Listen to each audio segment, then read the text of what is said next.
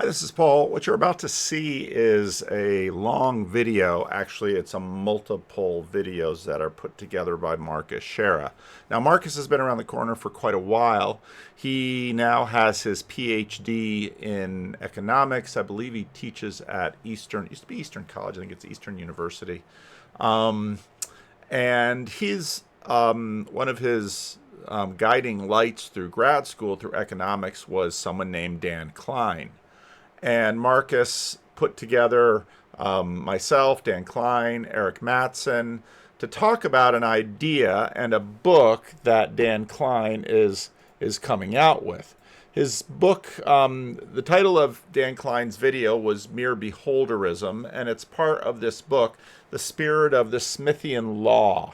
Now, when Marcus first approached me, I really didn't quite have any idea of why he's asking me to participate in this, because I had an introductory class at college as an undergrad, and I haven't studied much economics since. But Marcus always has a lot of really interesting ideas about the way that economics and religion hold together. Over my spring break, I was reading a book on economics and religion. Marcus said he wasn't terribly impressed by that book. Maybe I'll have to read this book. And then he asks me to participate in this symposium, this virtual symposium with Dan Klein about his ideas of mere beholderism. Now, I had no idea sort of what I was getting myself into, but as Dan Klein was sort of walking through his slideshow, it became pretty clear that this is something that's very close to a lot of what has happened sort of downstream from Jordan Peterson. Before Peterson, just in terms of interacting with unchurched people, I had always noticed that for many people, there's an implicit judge. Let's say if someone would say, "Well, you're clearly working against the arc of history." And she had all of these ideas about the arc of history, and the thing that would kind of bother me when I talked to people who were, let's say, moral realists but theistic skeptics was, well, where is this morality and where does it come from? You don't believe in a final judgment. You don't believe that there will be consequences about how you live. I just, in fact, finished my rough draft where there's the final judgment and everyone is judged according to what they've done. And if there's no judgment, if all that happens is you die and there's nothing left, maybe you'll suffer some reputational hits after you die, and you'll have a bad name like Stalin or Hitler or Mao. But in your worldview, do Stalin or Hitler or Mao really care about what we think about them? They're just gone, as the new atheist would say, the way that you didn't know anything before you were born and you don't know anything after you're born. It's sort of this reductive materialist mindset. Now, Dan Klein is not a believer, but he notices in Adam Smith's economics, and of course, as Marcus and others have noted, he's really a moral philosopher. That's what Adam Smith is. And so Dan wants to argue for something called mere beholderism, and he's sort of riffing off C.S. Lewis's Mere Christianity. And so the first element of this symposium is a presentation on mere beholderism. And when I saw it, I noticed a connection to what I saw happening around Jordan Peterson. Now, again, Jordan Peterson famously is kind of a fence sitter when it comes to Christianity, for sure, but certain elements of religion. And Jordan Peterson certainly believes that there is something of a structure to reality. There are archetypes. There is sort of a psychic structure to reality, but that's hardly sort of a full-blown theism. much less a full blown belief that actions done in this life will have eternal consequences. And so what Dan and but I noticed that with Jordan Peterson early on I saw basically was asserting that the only way human civilization works, the only way life in this world is bearable is if we at least have a theoretical God, because that theoretical God operates within the world of psychology. Now, Dan Klein is in many ways saying that, well, his beholder operates in the world of economics. I don't know if that's fair to say, but operates in the world. It operates in the world of human society. After all, economics is one of these social sciences, as is psychology and sociology. And so Dan Klein basically makes an argument that beholderism is a really important thing. Even if you can't believe in a God, at least there is some kind of a structural God. In my system, that would be something analogous, let's say, to God number one, that is just in the world. And for the world to function properly, it's helpful if even people who can't believe in a God could believe in some kind of beholder. Of course, some of you watch Grim Grizz. Grim Grizz, of course, has beholders in his little universe. But he makes this argument. I found this argument be extremely interesting because it was parallel to my idea that people can't seem to get away from some kind of divine judge, even if they don't believe in a judgment per se, that their actions sort of imply some kind of judgment that would be all held and called to account for something. And so here is an economist making an argument for this, even though he's not a theist, he's not a believer. And so basically what happens in this symposium is he presents, and then Erik Matson, who seems to be also a believer, maybe a Roman Catholic, makes his arguments and critique of Dan's Mere Beholderism. And then I did a response video, wanted it to be 15 minutes. That was really hard for me, to Dan Klein's. And he gave a very gracious answer. I didn't know that I necessarily contributed a lot to it. I was just really surprised to see that it's super interesting to have someone have an idea like this. A very legitimate economist saying, really, for our world to work, we sort of imply a beholder. And I thought it's analogous to what I saw Jordan Peterson do back in 2016 to 2018. It's analogous to what I had seen just in terms of human beings. And to have someone actually go through and walk this out, I thought was pretty cool. And then the four of us had really a lovely conversation where we talked about it. And Dan Klein, in fact, has a book that, if it's not out already, is coming out soon, The Spirit of Smithsonian Laws. And yeah, so that's this video. It's long. You might find it interesting, but I wanted to do a little front end so I could explain how this video came about. You can also find the video on, I'll put a link to the main video on Marcus's channel. Now his channel is quite a bit smaller than mine, and so we talked about, well, I would probably also put this on my channel, and Brian of College Station, I'd make sure that he'd be interested in it too. So this way at least more people get a chance to see it, and I'll try to put links below to these ideas and pass them around.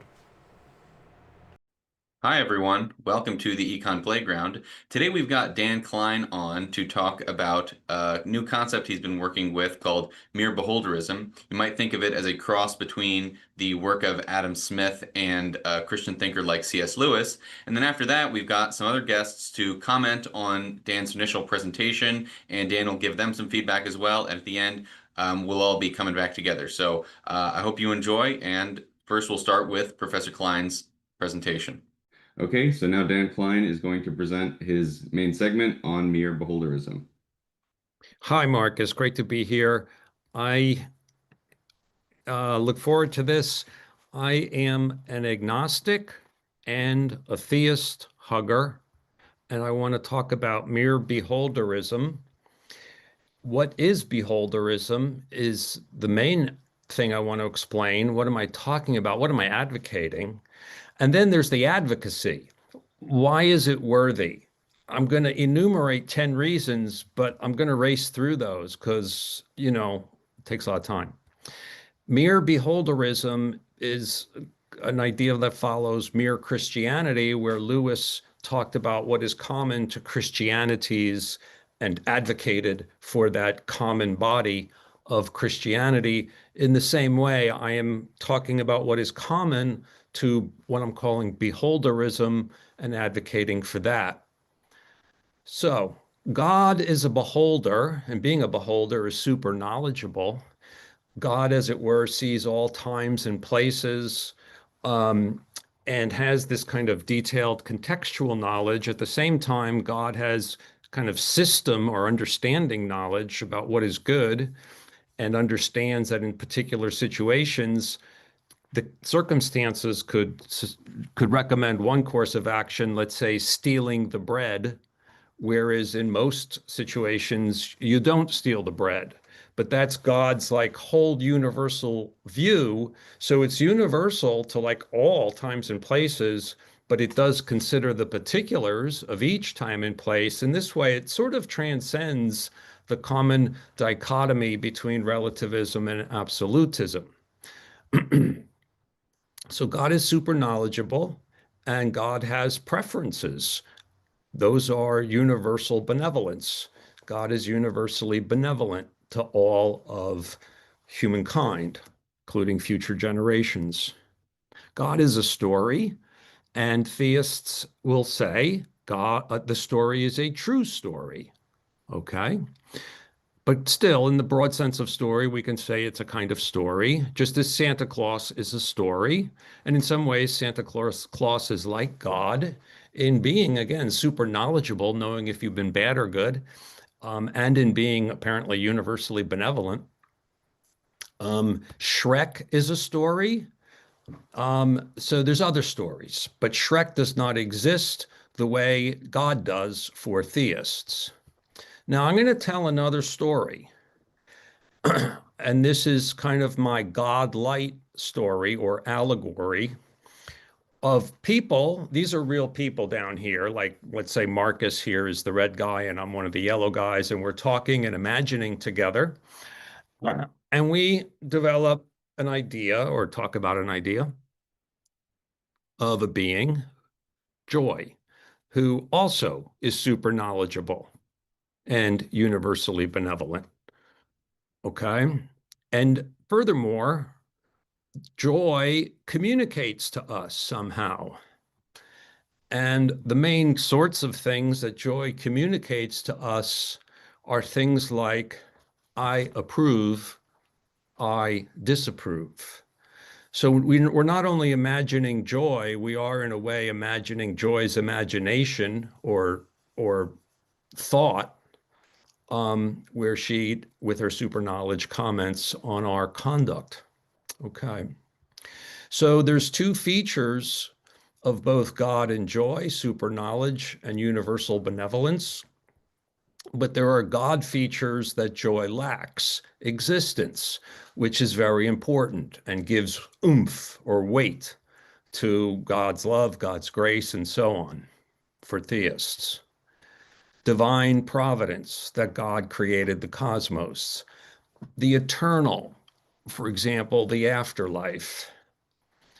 The eternal divine justice, and other features that are part of a full kit of God, as we are, know it in major religions, which Joy is not, which are not being directly built into Joy. Okay. Now, I want to tell more about this allegory. In a sense, I'm infusing what I mean by beholderism here in this video by this elaboration. So Joy, as we said, communicates with us in some fashion. And as we said, She indicates her approval and disapproval. Now, that approval and disapproval regards all these different attitudes, beliefs, actions that we do, including our estimations of different ideas, different traditions, different practices. And so all of this becomes part of a whole body or web of understanding that she, in a sense, is giving her approval and disapproval around, in a sense, guiding. Now, basically, what I want to say is she imagines, so we imagine joy, and then we imagine her imagination, and then she communicates that imagination to us, God. So a lot of the features in the full kit of God can be onboarded to some extent, if not to a full extent, in this fashion, where joy is essentially giving us the story of God. And that is our story of joy. She's serious about her story. So you see, there's a great deal of consilience or isomorphism between this allegory of joy and theism, benevolent monotheism. Now, there are a couple of fronts of possible disagreement, God versus joy. This is not at all the front I am interested in pursuing, neither today nor in general. Rather, I'm interested in God joy versus opponents of both God and joy, or if you will, beholderists versus anti-beholderists. Now, let me just say that God joy you can think of as a principle or concept for organizing thought and sentiment. A word for that is organon. So it's kind of an organizing principle that you embrace or don't embrace. And if you embrace it, you maintain it sort of by definition, kind of like an accounting identity is an organon of accounting. Then there's the question of whether it's a worthy organon. Is it good? Is it worthy? And I'm going to be getting to that, but not yet. Now, for Adam Smith, he's got impartial spectator and he's got various meanings. The highest meaning is this beholder, God joy. So I draw a great deal on Smith. I'm a real Smith lover. And so that's kind of a tradition or figure that I tap into to build and think about these things. And so this is more elaboration of really the whole formulation or apparatus of beholderism. Smith says that when someone acts virtuously, he is supported and rewarded by the entire approbation of the impartial spectator, this is in the God joy sense, and of the representative of the impartial spectator, the man within the breast. That's an expression he uses for the conscience. So we have a distinction between God joy and the conscience, and furthermore, we have the relationship, the man within the breast, the conscience, is a representative of God joy. However, not necessarily a good representative. The man within the breast may make a report very different from what the real circumstances are capable of authorizing.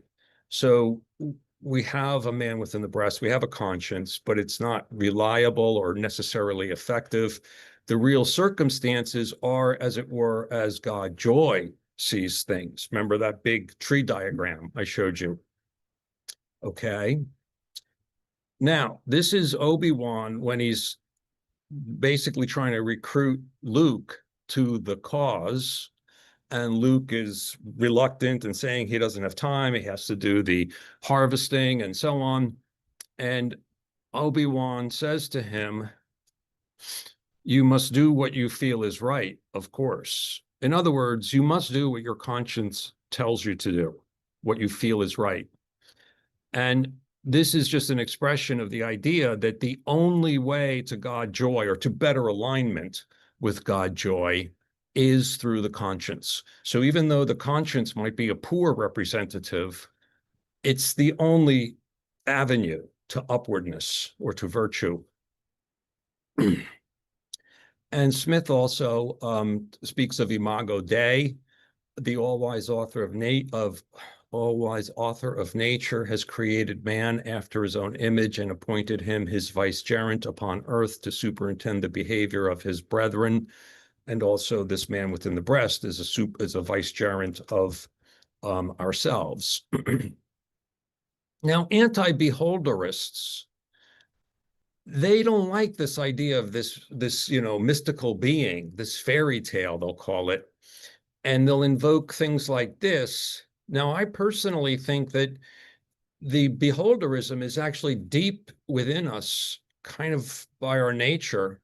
And I think the anti-beholderists are actually unconscious or subconscious beholderists, but they don't know it. And so what I want to do is get them to realize it and admit it and run with it, because it's a worthy thing to be clear about and to elaborate explicitly. Now, all part of this is that Smith says that every moral sentiment relates to a sympathy. So moral judgment, moral sentiment relates to a sympathy, as in particular with that man within your breast, your conscience. That's how you can have moral judgment when no one's around and you still have sympathy, because your man within the breast, he's always around. Okay, so this is just a feature that's kind of built into this and is, of course, built into theism. And then, as we've been saying, goodness corresponds to pleasing to God joy. So these are kind of the broad structures of the Smithian view. Now, let me turn to this question of worthy. This is a slide from before, but I'm getting now. Why is all this worthy? Okay. First of all, this is pictures of a lever, the concept of a lever. And this is like us, a guy giving effort, or another word for that is force. And to do that, well, first of all, he uses what's called here a lever arm. That's like the blue thing here. And here it's this on the wheelbarrow. And a fulcrum to lift the load, okay? Think of God joy as the fulcrum. God joy, super knowledge, and universal benevolence. And this is really important because it locates the benevolence and the knowledge, not within us, but within God joy. We are guessing and discussing what we think, what we speculate God joy favors, approves of, and disapproves of. But we are not ascribing those features of God joy to ourselves. And I think that's really important. Heineccius here says that benevolence, I won't read this thing, but he says at the end here, benevolence is a love from superior to inferior. And so when we go around and talk about doing the right thing and acting like we're showing our benevolence or our so-called altruism, we're flattering ourselves as superior. It's a kind of faux benevolence. And I think that being explicit about God joy helps to cure us of that vice. Now, number of quick things here. I mean, they're not so quick, but look, many things. Beholderism impels us to mind the most important things. We now think of a super knowledgeable, 1,000, 10,000, 100,000 foot God joy looking at things. And so our obsession with certain aspects of a situation, certain features of a solution or a problem, may not cut it at all, even if we're getting those in a sense right, because there's all these other things, the total effect, as Ronald Coase would say, that God joy is also seeing. And so we need to mind those. We confess the looseness of our sensibilities because it's beauty to God joy. And it's just like beauty to us, like a good movie. And we do not have a formula for what makes a good movie, a beautiful movie. It helps us to see that we explore both ends of inquiry, meaning, let's say, going back to the movie example, we're talking about Roman Holiday, the movie, and we talk about why it's a good movie. We are exploring not only kind of the details of Roman Holiday and appreciating them, But at the same time, as we do that, we are actually developing our concept of a good movie. So we are working both ends of the investigation or reflection, both of like the specific Roman holiday and our conceptualization of what makes a good movie. And I think all this helps to teach that. And again, like with that tree diagram with all the different historical situations, it helps us to confess the by and large status of generalizations and maxims. They are by and large, there are exceptions, and we need to be ready to acknowledge those exceptions and indeed to authorize making exceptions in the general maxim. And all of this helps us understand what I call the correspondence between the two goods.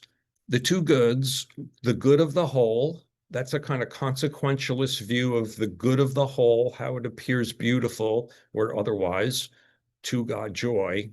And then maxims for personal conduct, principles, duties, deons for good behavior or good conduct. So there's good of the whole, and then there's individual good conduct. That's a kind of deontology here versus a consequentialism. Here, these are two wings of ethics, and you need to integrate both. This helps us do so. You need two wings to fly. Next, it enables our talk in econ and social science of coordination, communication, error, correction at the market level or the policy level or the societal level. It's actually like invoking God joy in an allegorical way. Next, here's a guy looking up to God and his, instruction, make me proud of you. And he says, we may want to include more specific instructions. Well, Scripture, the book of Scripture provides instruction, but also there's the book of nature. And the book of nature provides these other creatures around us who we might admire, especially for what strikes us as admirable, as virtuous, exemplars. And that's very important, and I think is nicely developed with this beholderist approach. Here's Michael Polanyi, who says, we need reverence for exemplars to perceive greatness, even as we need a telescope to observe spiral nebulae. So you see, I'm taking a very personified, a spiritual, a relational approach to philosophy, to ethics, to morals, to epistemology, because I see epistemology as nested within ethics, and as does Smith. And so this whole element, this whole approach helps us appreciate the role of exemplars, like here, Rick 9 in this diagram. This is a kind of upward thing towards God joy, which I don't have time to explain. And then here's another picture with ascending men within the breast up to God joy. And this is each man within the breast has a two-sided of entering into parts and then turning away from particular parts and assessing the whole. So it's a kind of two-sidedness.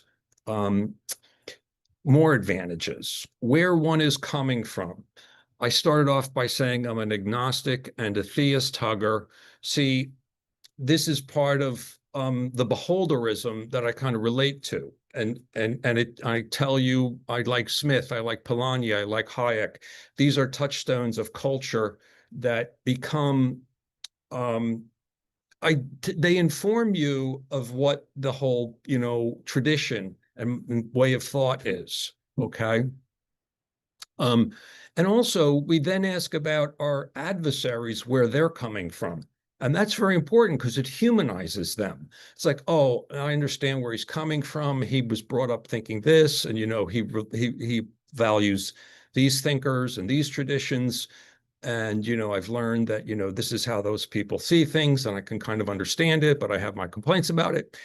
Okay, Smith's organ makes us more accountable to others. I'm invoking Smith, and someone could say, oh, you say Smith and you support this, but that's not really what Smith means, or you're misreading Smith. And then they can go and, challenge me. And this checks my own, accuracy, keeps me honest. It calls on us to make our prejudices and affiliations more just. That's a picture of Edmund Burke. As we have developed exemplars and understandings and appreciations of traditions, we are constantly called by this very distant, being, God joy, to improve and to improve. So even as we develop maxims, habits, prejudices, prejudgments, if you will, affiliations, we constantly have to worry about them being flawed and open to improvement. And finally, the costs and benefits of estimating the world objects properly. What are those costs and benefits? It's God joy's approval and disapproval. By really taking God joy on board, we really feel bad by getting things wrong and by acting wrongly, therefore, even if we can get away with it socially. Okay, we got to take God joy and the conscience seriously.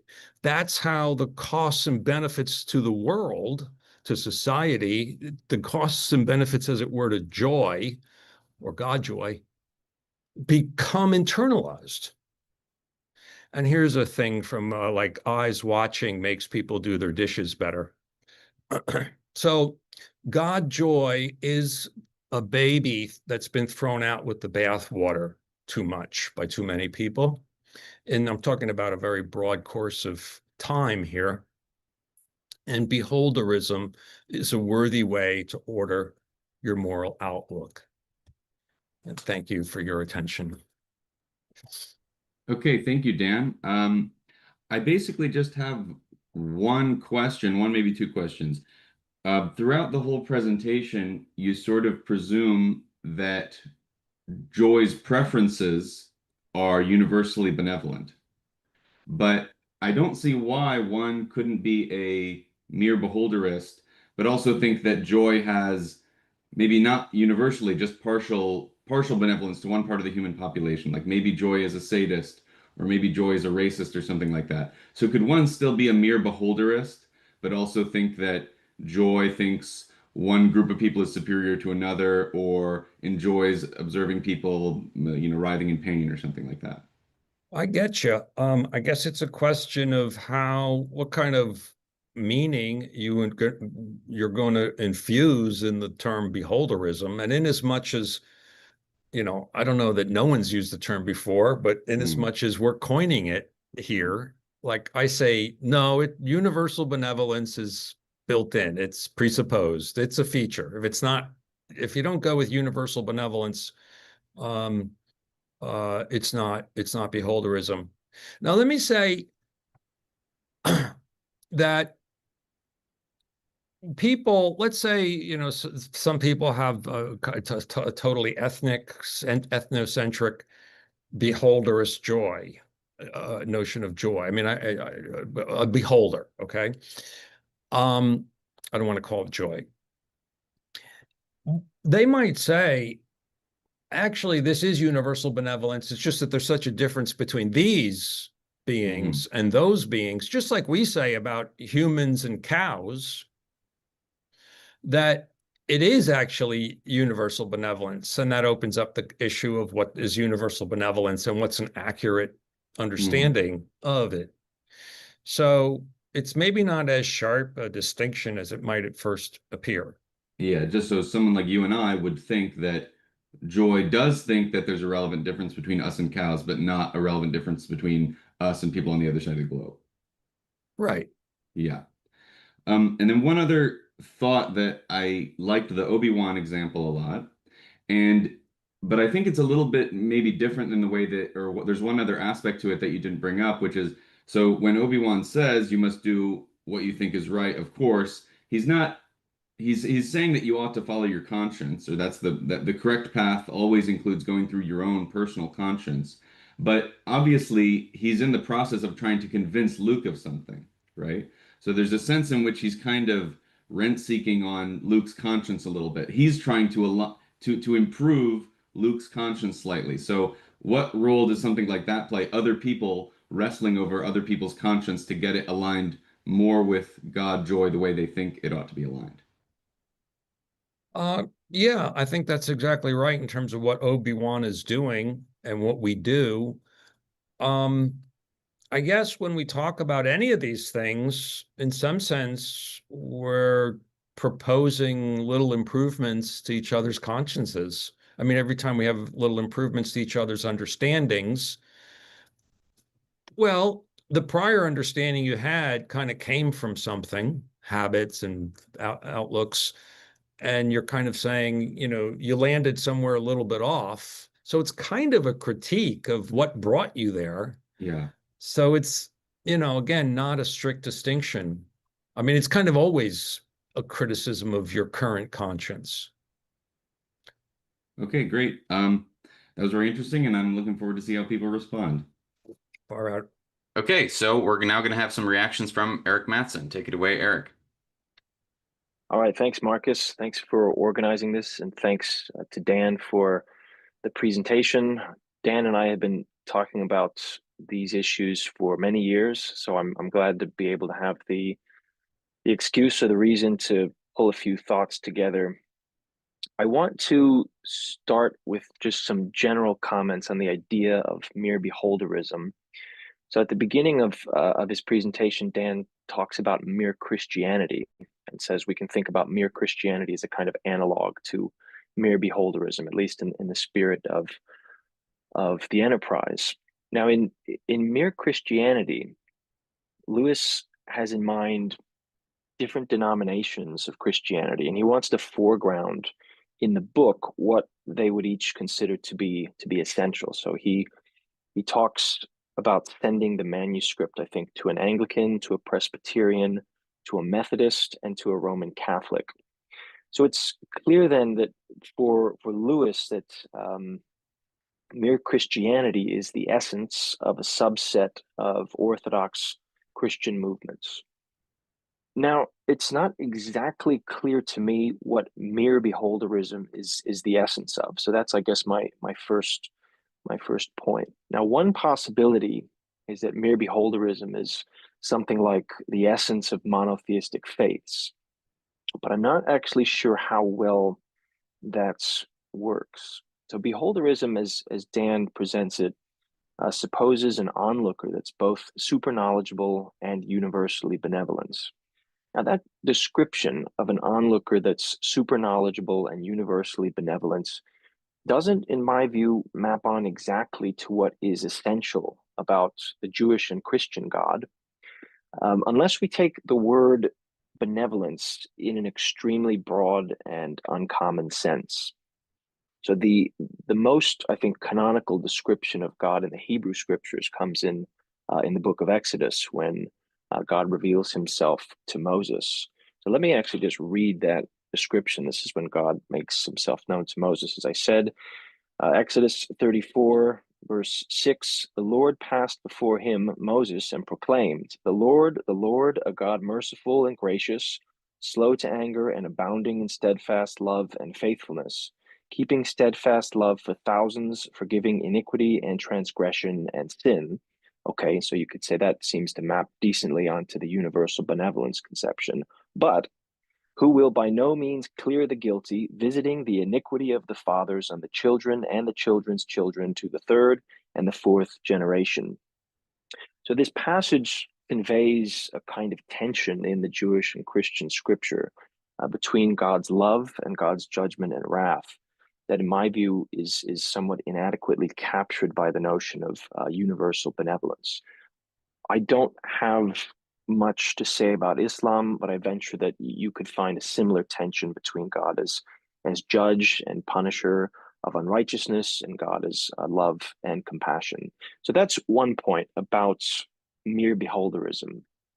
Now, second, I want to say some things about the idea of a story. So Dan says, well, Santa Claus is a story.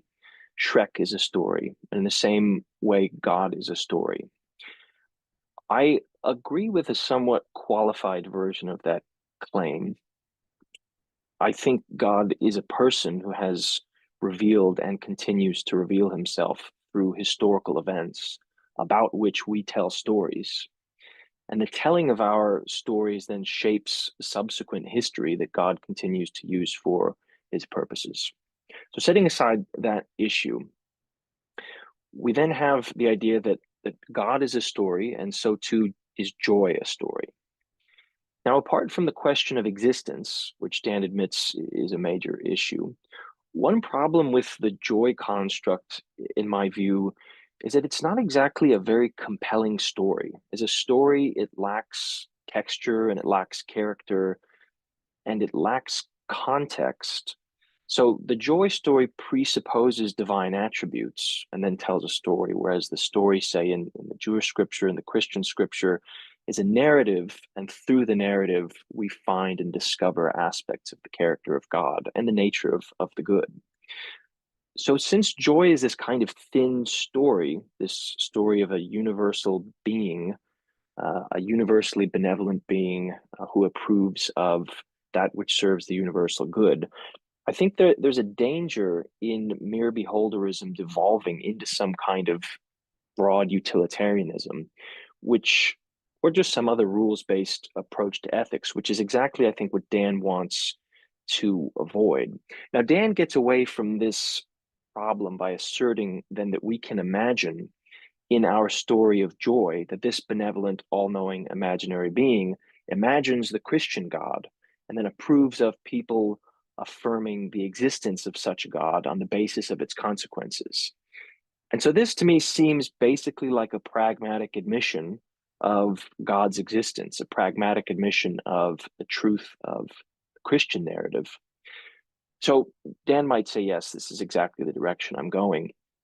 But as an orientation in ethics, that kind of admission, I think, will be insufficient to regulate most individuals' conduct. And this gets to the question of existence that Dan is aware of and he raises, but I do think that it's important, worth kind of dwelling on this particular issue. So if you don't have a kind of indwelling or personal affirmation of the claim that this God really in fact does exist, or that this beholder for that matter exists, the idea that it's good to believe that God exists, or a God like the Christian God exists, I think will have relatively little impact, certainly on a person's moral psychology. And again, I think Dan is aware of this and he points it out, but I think it's worth re-emphasizing. So now let me say just a few things about conscience.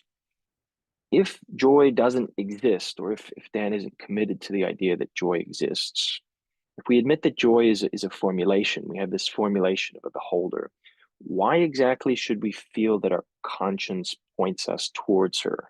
Is that a presupposition? Is that simply part of the story? That in the story there's a beholder and the beholder can be accessed by virtue of the conscience? So that's something that I think needs to be spelled out more clearly.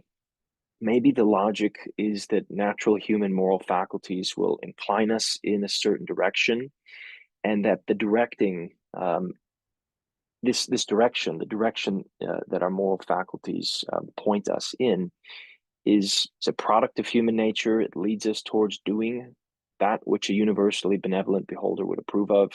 Maybe that's the idea. Now, Dan mentions the idea that we are image bearers of the divine, that we have the spark of conscience within us. But to invoke this concept in the context of the joy allegory, I think sort of begs this question: why should we think that our conscience actually points us in the direction of this beholder? Or is that just something presupposed? Is it just a way that we commit to talking about virtue? Let me turn now to anti-beholderism. So Dan says that to invoke reason or principles or morality or truth, that these invocations are problematic, and actually they're not so distinctive from beholderism as people think. I agree with this, and I think this is probably the most important part of the case for something like beholderism, insofar as we can take beholderism as a kind of virtue ethics that holds that in the final analysis, virtue corresponds to that which a virtuous person approves of. When people are invoking reason or utility or some such to support their ethical principles, they really can't get around this because no principle can fully support or justify itself. So we're always left invoking moral intuition or common sense or the moral authority of others. And so again, I think this is the main strength of the beholderist approach. Now, Dan says he wants to convince people to candidly embrace beholderism, or again, as I conceive of it, a broad kind of virtue ethics, because he believes that his beholderism is a worthy organon or a worthy way of organizing our thinking. I agree with many of the points that he makes. I just want to highlight here maybe a few points of disagreement. So one, we have this idea of God or joy as a fulcrum. I agree with Dan that a beholderist formulation might reduce our need to communicate or convey our own benevolence directly, since, as Dan says, we can maybe locate benevolence with the judgment of our conception of the beholder or our conception of God. But I don't see how this will help us mitigate our self-deceit, actually. One of the Ten Commandments in the Old Testament commands the Israelites not to take the Lord's name in vain. Now, one way you can think about this is as a command not to dress up our own desires in religious language or not to pretend that our desires are actually the desires of God. And the reason that this is an important command is precisely because people do this all the time. And this is exactly why we've had wars of religion throughout human existence, or one of the reasons we've had wars of religion throughout human existence. People disagree about the character of God. People attribute God's desires, or that they pretend that their desires are God's desires. So I'm not saying necessarily that beholderism will make self-deceit worse, but it's not at all clear to me that it will make things better. On the issue of minding the most important things, this is another point that Dan makes. I have to say, I don't exactly see how beholderism will encourage us to mind the total effect of an action any more than, say, consequentialism generally. So if you are some kind of utilitarian and you believe that the good consists in that which furthers overall utility, then you would have an interest in tending the overall effect of an action.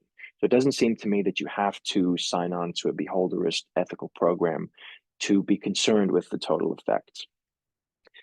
Finally, I think the exemplar point that Dan makes is very strong. And my only reaction here is that we might not necessarily need beholderism as such to get to this point. We could simply propose that there is indeed such a thing as the good, that good is underdetermined by our linguistic functions. We need moral intuition, and it has to therefore be perceived in the context of life, and that it follows that virtue corresponds or is best approximated by the judgment of the person that we feel is virtuous. So those are all the reactions that I have prepared. Thanks again to Marcus for facilitating this, and thanks, Dan, for your presentation.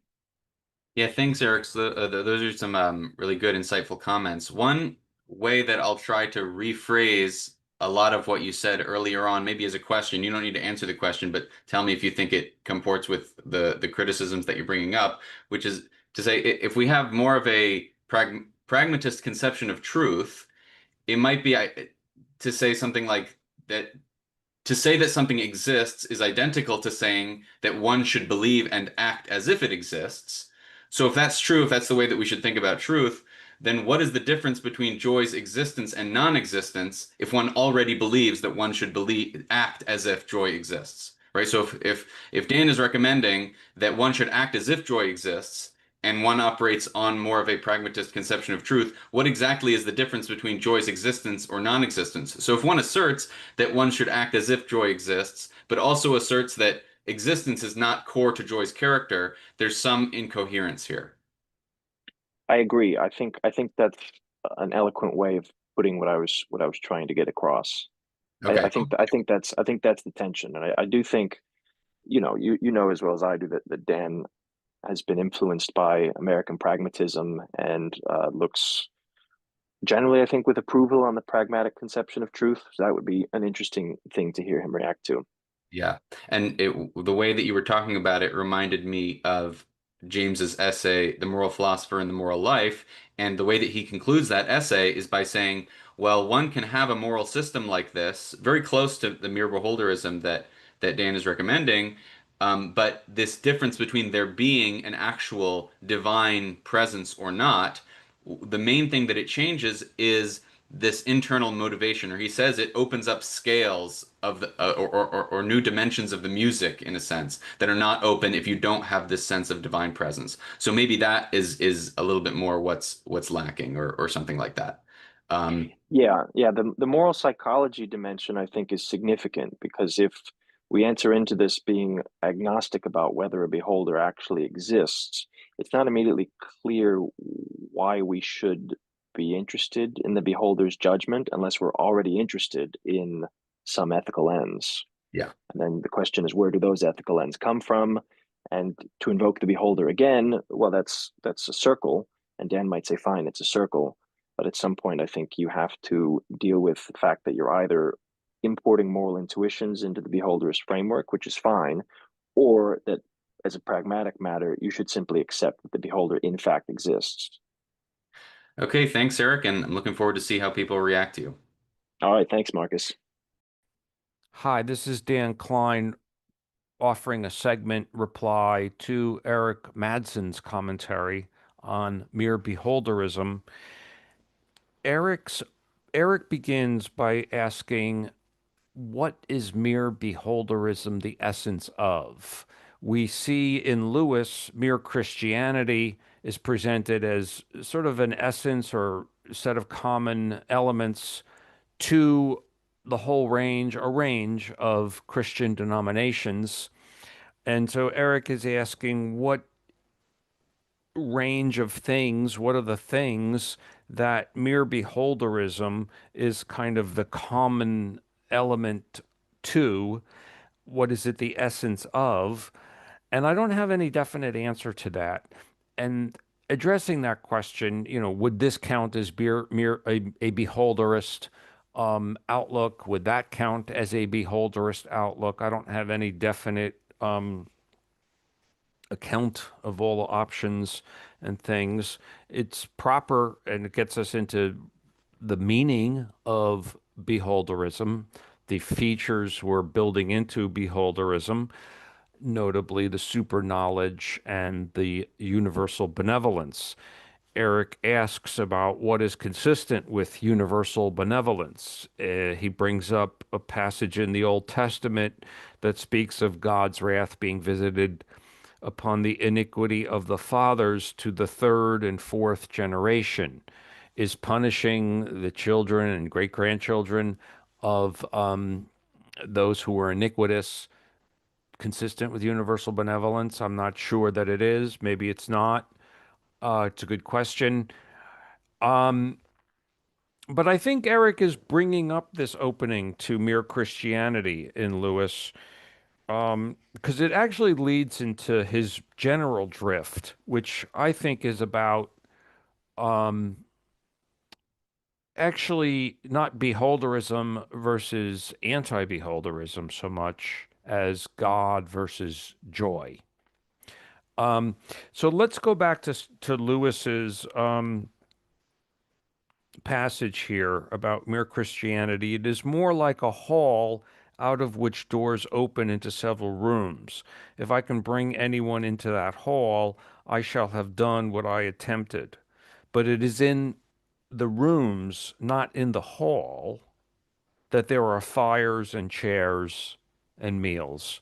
So Lewis's Mere Christianity is about the hall, but his goal is to draw people into the hall, make the hall appealing to people. I think he does so very effectively. But the idea is that after that, they proceed into one of the rooms. And so this kind of gets at what are the rooms of mere Christianity? And what is my room? In particular, what is the joy room? Does it really work? And this, I think, is kind of what Erik is getting at in like I say, the main drift of his of his commentary. In my slides, I showed this one and talked of these two fronts of disagreement, God versus joy, which was not my purpose in the presentation and is not my purpose in general. The disagreement, as it were, between God and joy. Rather, it's God joy versus opponents of both God and joy, or if you like, beholderist versus anti-beholderist. And what Erik agrees with me when I say that God joy is better than opposition to both God and joy. But Erik's comment, I think, is kind of getting into this issue, God versus joy, which is consistent. I mean, I have Erik saying here is consistent with what we both say here, but it's more specific. And he's specifying God is better than joy. Believing in God is truer, more righteous, better than just having a kind of joy beholderism. And why is that? Well, I think the main thing, and he and Marcus very much resonate on this matter, is that a mere a joy story, merely a joy story, um, is thin and too uncompelling, basically. Um, and it makes sense. I mean, I don't disagree at all. There are beauties in some of the features of God and theism that I do not build in as necessary to joy. Some of those features include divine providence. And see, divine providence is very beautiful in a number of ways. It helps explain why God would be benevolent towards its creatures. Because, a creator well, why bother creating something if you don't love it, right? And so it kind of makes it all fit better, make more sense. Like a parent creates a child, and a parent loves a child and is benevolent toward the child. So that makes good sense. So it's a good part of the story. And the other thing is, if God created us, it's like, hey, that makes God our creator. And again, like a parent and a child, like our parents created us, and we should therefore take them seriously. They made life possible for us. They've raised us and everything else. And so I get it that just a joy story, as kind of like, well, joy is like Shrek or like Santa Claus, is not compelling in the same way. I agree. I totally get it. And that's a concern. Erik says if you don't have an indwelling that this beholder actually exists, you just might not be really motivated to do what such a beholder approves of or avoid what such a beholder disapproves of. If you don't have this indwelling that this beholder actually exists, will you really believe that your conscience helps you upward? Um, and Marcus puts it as, without a real feeling of divine presence, you may not have internal motivation to do what such a presence, again, approves of and asks of you or tests you with. I totally get it and agree.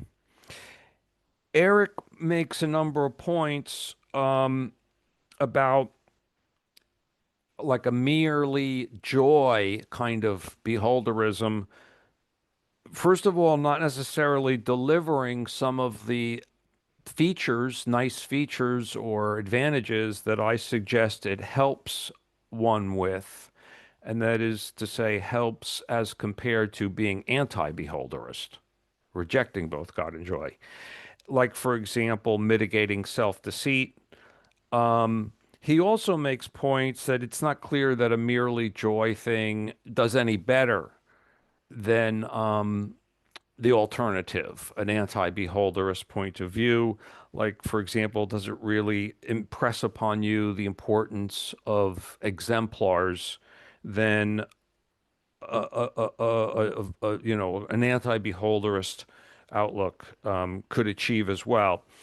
And I think all of this is true. I'm not saying, of course, that the anti-beholder, first of all, I'm not saying that the anti-beholderist points of view can't achieve some of those nice features that I think beholderism helps with. I just think that beholderism better helps, like, is a better bet for those nice features.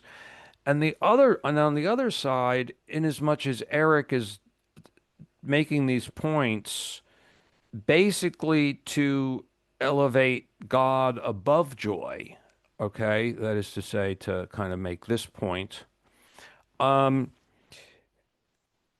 God doesn't guarantee these things either. Religion doesn't guarantee these things either.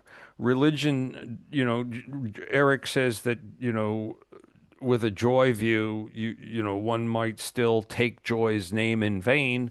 Well, with a God view, one still might take the Lord's name in vain, and so forth. And again, I'm not saying that joy is as good as God. Um, I'm really not. I'm not even really disagreeing with Erik here. I am agnostic, so I just that can't call myself a theist. Um, and also, there's other points one can make about having this sense of a compelling story, conviction, internal motivation, that there's a trade-off there with humility, and so forth, and doubt. Doubt has its benefits or upsides as well as its downsides. Um, and so these are the questions that I think Erik is getting at.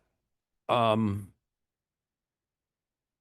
Maybe he's a little concerned that joy competes with God. And that's not at all what I'm up to, really.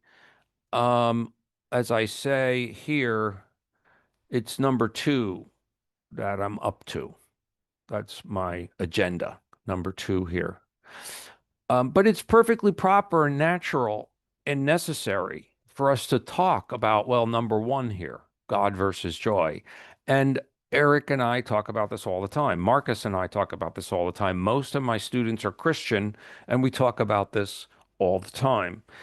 And many of them invite me to church and look forward to me one day becoming a believer, a person of religious faith, and so on. I mean, that kind of thing gets joked about, anyway. Um, and that's all great and nice. So, um, now I want to say a little bit more about the whole pragmatist element that comes up in the conversation that Marcus and Erik had. Um, I see pragmatism as a turn in a spiral.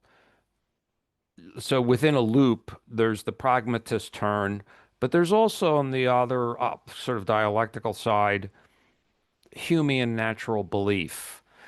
And that's just that, like, backgammon with my friends exists. And there's just sort of like, that's just a necessary turn as well, I think, in a proper epistemology. So I embrace a pragmatist turn, but it's not all that I embrace. I think this is sort of the point of the conclusion of book one of the treatise. And I think these guys, and so the I guess the point here is, just as in my video, I kind of disaggregate the features of God, and I say most primary for beholderism are super knowledge and universal benevolence. Other features, divine providence, the eternal, and so forth, are not as necessary or not as central. They do get into the story kind of in a step way, imagining joy's imagination. Um, and just as I disaggregated the features of God, I think we can think about disaggregating what it means for God to exist. And once we kind of disaggregate that, we s- we meet we can also then relate those elements to the elements of something else that we disaggregate, namely the belief that it's good to believe that God exists. It's good to embrace a pattern of thought premised on the on God's existence, kind of the pragmatist approach to God. And so then you see similarities, and by those disaggregations, you can actually, to some extent, dissolve the distinction between the two of them. Okay. And then leaves a couple of them just that, it actually happened. The account of Jesus and the events of Jesus' life and what, we understand the words of scripture to say actually happened, as we believe that Washington crossing the Delaware actually happened. I'm not saying there's a full dissolution of the distinction between God exists and it's good to believe or act as though God exists, but there's some.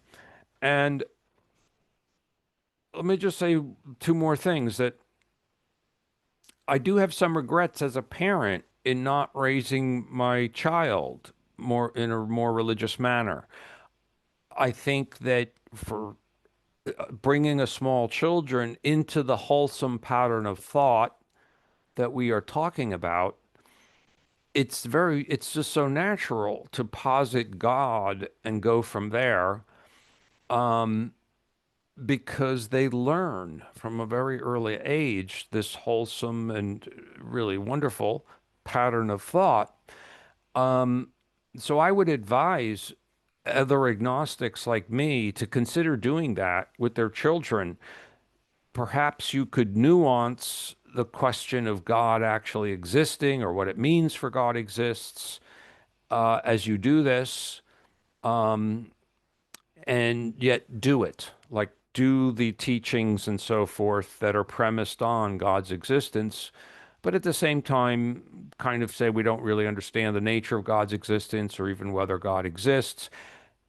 We do this with Santa Claus, and my wife and I did this with our daughter with Santa Claus, that, God, Santa Claus exists. And then, it got more sophisticated, more intelligent, more uh, otherwise, right? I mean, then you became more, well, Santa Claus doesn't exist. I'm not saying that you want to say that about God. I don't.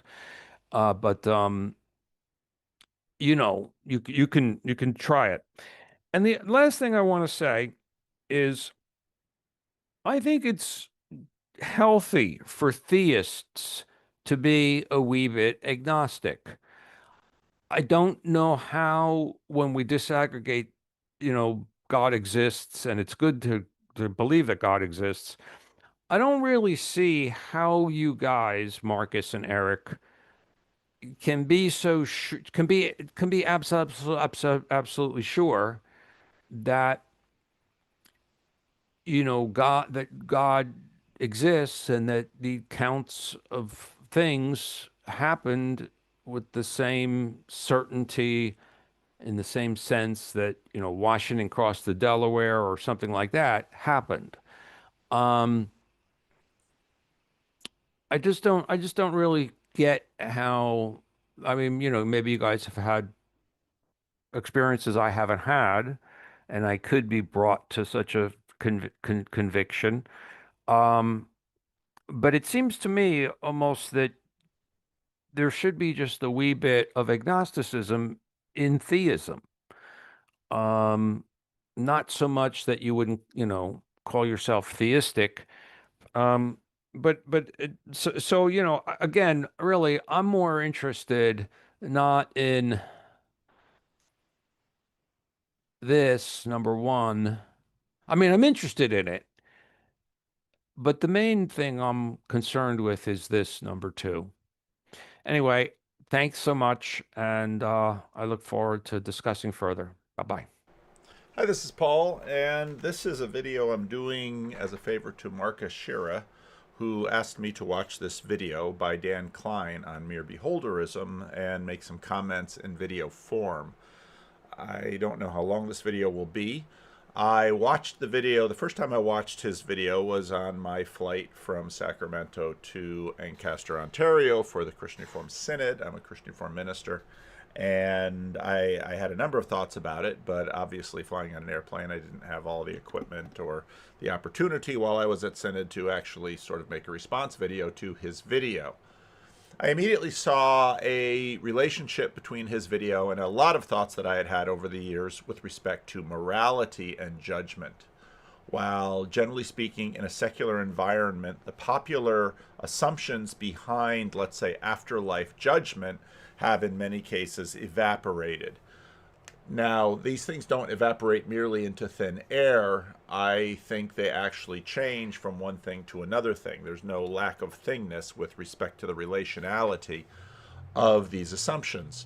And so I've often thought, listening to people who would regard themselves as secular or agnostic or even atheist as they talk about morality, good, bad, right, and wrong, ought, not, that there are a bunch of sort of proxies instead of the older ideas of divine judgment or afterlife consequence and some of these things. Some of this gets into thoughts that I had after reading The Religion of Israel. And when you think about things like the meta-divine realm, you think about karma, whether the basic conception of the universe is personal or impersonal, human beings can't seem to construct societal and communal relations without some kind of, and in this case, a beholder. That there is somehow observation happening and there will be consequence for good things, for bad things. And in fact, the beholder becomes sort of the strata, let's say perhaps the meta-divine realm, in which all of these relations take place.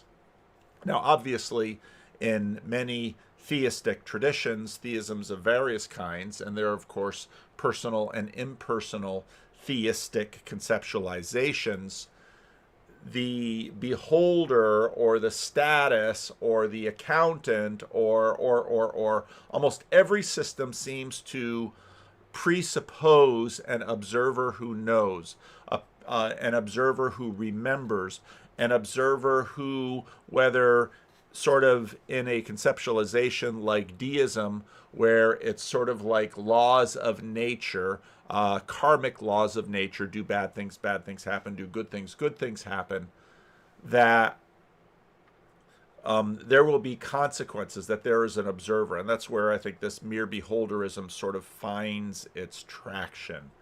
And I think this is nearly unavoidable without sort of dropping into nihilism. And I think in many ways, nihilism is sort of the opposite of even, let's say, this mere beholderism.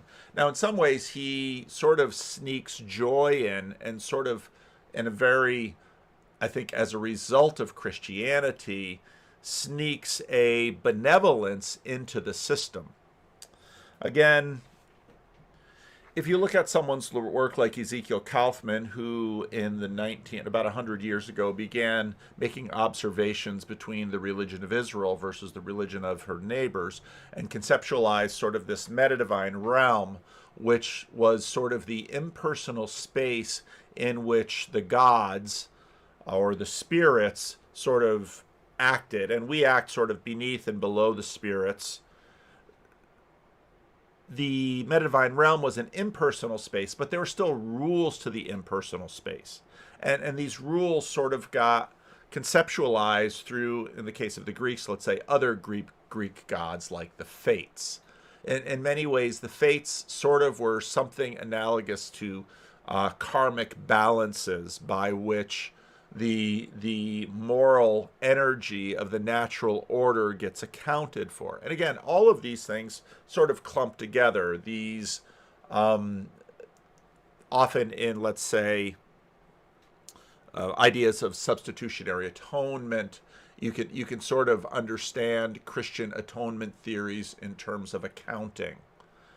Sins are paid for example, and that obviously before substitutionary atonement, but in many ways, sins are paid for. Sins incur a debt. Sins incur a stain that must be washed off. And you have all of these metaphors, but again, almost all of these metaphors somehow presume a beholder, and what sort of adding joy in does is bring in benevolence into the beholder, that somehow not only is there an impartiality, and I tend to think that we look at impartiality in terms of impersonal metaphors, but there's an impartiality that will keep track. In the Bible, of course, you have ideas in the book of Revelation that the books are open. And again, in that sense, the books are records of agents observing and noting and judging and doing all of these things. And so I did very much find this mere beholderism concept analogous to a lot of thoughts that I had had with respect to more morality in the universe. And I think it's very easy then to see the connection with Adam Smith. Now, it's also part of what happens in the culture as, let's say, we begin to move from a conceptualization of, let's say, it's sort of in an Aristotelian way, and I'm by no means an expert on Aristotle, but that love moves. Again, if we hear the word love within our universe, we can't help but think we have sort of defined love as a force of persons, rather than an impersonal force. And so now we have all of these other metaphors for impersonal forces and ways of measuring impersonal forces, such as gravity. And so as, let's say, natural theology advanced, people, Galileo, the early modern period, conceptualizes laws of nature.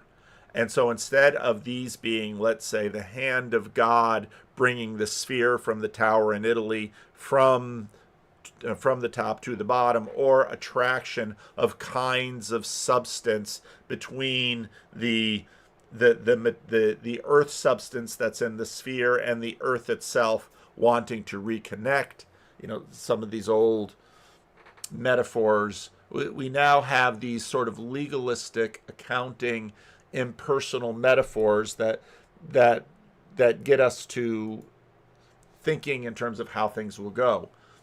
Now, conscience is, of course, very germane to this, but I think behind a lot of this, in terms of contemporary thought, is consciousness. One of the big questions going around today is, what on earth do we mean by this word consciousness? And especially as, let's say, we recognize consciousness in, if we can dare use comments like lower beings, we notice consciousness in our household pets, we notice consciousness in our dogs, consciousness in our cats, consciousness in mice, consciousness in rats, maybe even consciousness in insects. Of course, that's led to ideas of, let's say, panpsychism, thinking about consciousness as a much more pervasive reality in the universe, and many contemporary ideas seeing consciousness as sort of foundational in a similar way to which we see materiality and what we call laws of physics as foundational. And conscience in that way sort of is a higher, now we're getting more into, say, let's say, ancient hierarchies of being, let's say Neoplatonic hierarchies of being. We get more and more into these kinds of ideas, supported and rewarded by the entire approbation of the impartial spectator and the representation of the impartial spectator, the man within the breast, the conscience. Now, I think there are reasons why this Eric Weinstein, again, I don't have it recorded anywhere, but I remember in a Discord conversation back in the early days of the later days of the IDW and the early days of the TLC, Erik Weinstein making the comment that once you, and I'm going to fill it in a little bit, once you have a personal God, you have to be worried about what that God thinks of you. And you go to the period of late antiquity when part of what provokes this turn towards what today we call monotheism, and you can look at this in terms of a lot of the conversation with respect to Constantine, and was he really sort of moving towards Christianity, or was he moving towards a monotheism just because the collective weight of propitiating all of the multiplication of Roman gods? Augustine in the City of God goes through, the god of the hinge, and the god of the door, and the god of the handle, and the god of, there are just so many gods. You can bump into this in, for example, the book of Acts, when the Apostle Paul goes to Athens and sees all of the altars around, and then sees this altar to the unknown God, because combinatorial explosiveness sort of takes over in their spiritual imagination and says, well, if you sort of have this impersonal meta-divine realm in which the gods function, the way for we small mere human beings who are so fragile and subject to far greater forces around us is to align ourselves with these gods, show loyalty to these gods, worship these gods, etc., make sacrifices to these gods so that we can have the gods' favor. And what early modernity sort of does, and let's say early leading towards secularity and liberalism, is essentially takes out the potential of personal preferences of the gods or God with respect to what happens down below. And this feels like a step towards justice. But again, all of this implies a beholder. And now I can very much see where Michael Poliani and that was all a part of modernity and liberalism and secularism, and it was designed, obviously, at least in part, from the consequences and the wars of the Reformations in Europe during that period, as a way to sort of create a level playing field in which, let's say, Catholics and Protestants have to meet each other with similar rules. Now, we're getting to this point where, in many ways, a substance ontology and a materialism is receding, which is bringing back the specter of, let's call it, beholder favoritism. Because beholder favoritism could account for the fact that Brad Pitt looks beautiful, even though he's about the same age as me, and I don't look as beautiful as Brad Pitt. Is he the same age? I think he's. I mean, what modernity and secularity likes to invoke this sort of fiction of equality, but when we look out into the world, we find that outcomes are greatly uneven.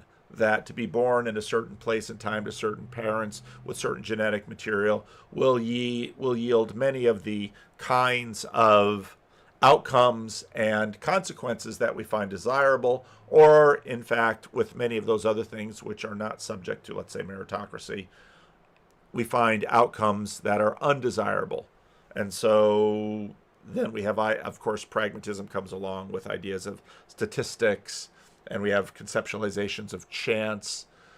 And of course, as a Calvinist or someone with Calvinist background, things like chance in, let's say, the early Reformation period, second wave Reformations, when Calvinism comes out, you sort of have this meeting of kind of a deism with the older traditions of divine, let's say, omniconsciousness, provoking a very thick sense of providence.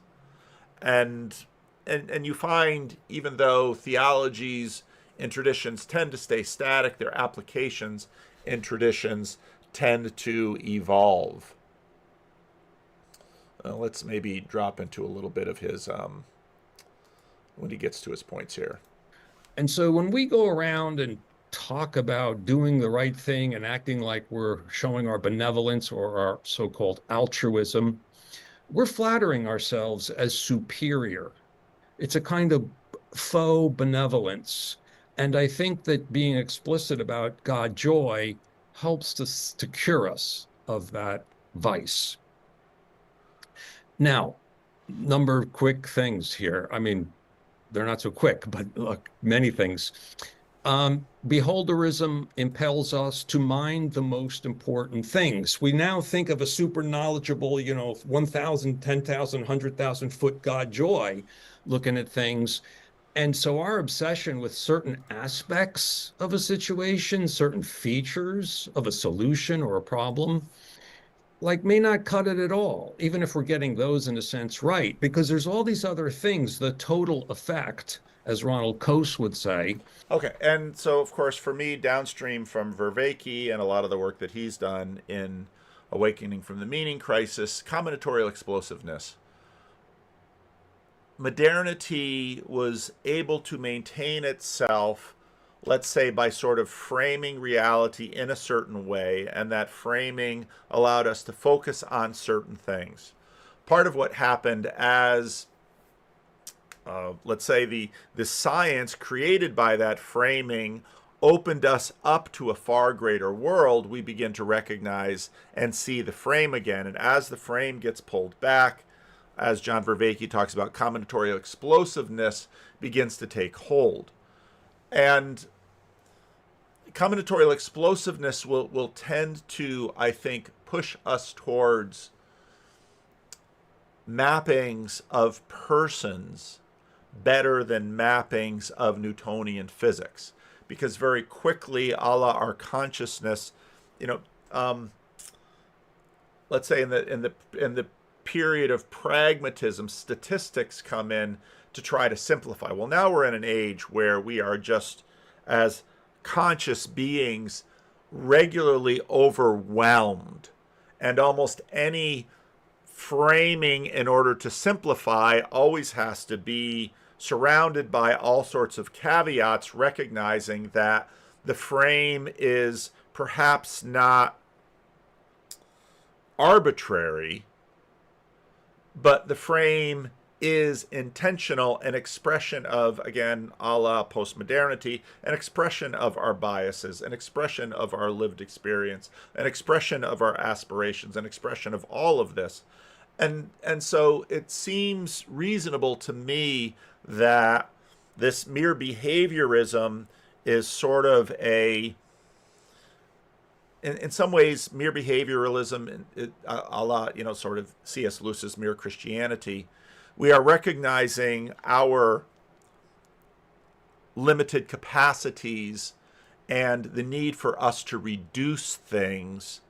And we are, again, looking for faithful reductions. When I look at least at this current moment of AI application, we are confronted with so much information, so much data, so much everything. The primary use of AI is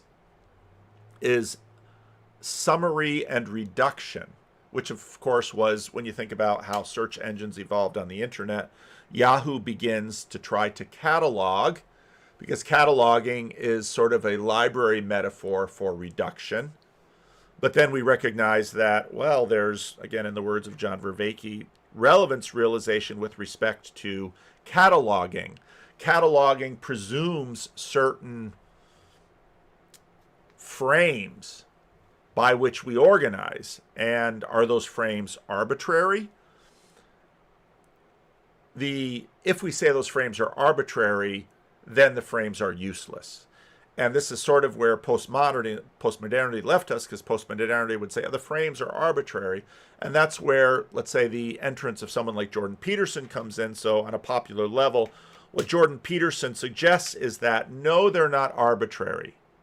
That there is, in fact, a structure, and there are structures to the universe, and these structures can find evidence in consciousness. These structures can find, you can find evidence for these structures in history, in civilization, in mythology, in religion. And these structures suggest that the framings and the categories are not arbitrary. And so we're sort of pushing back against nominalism.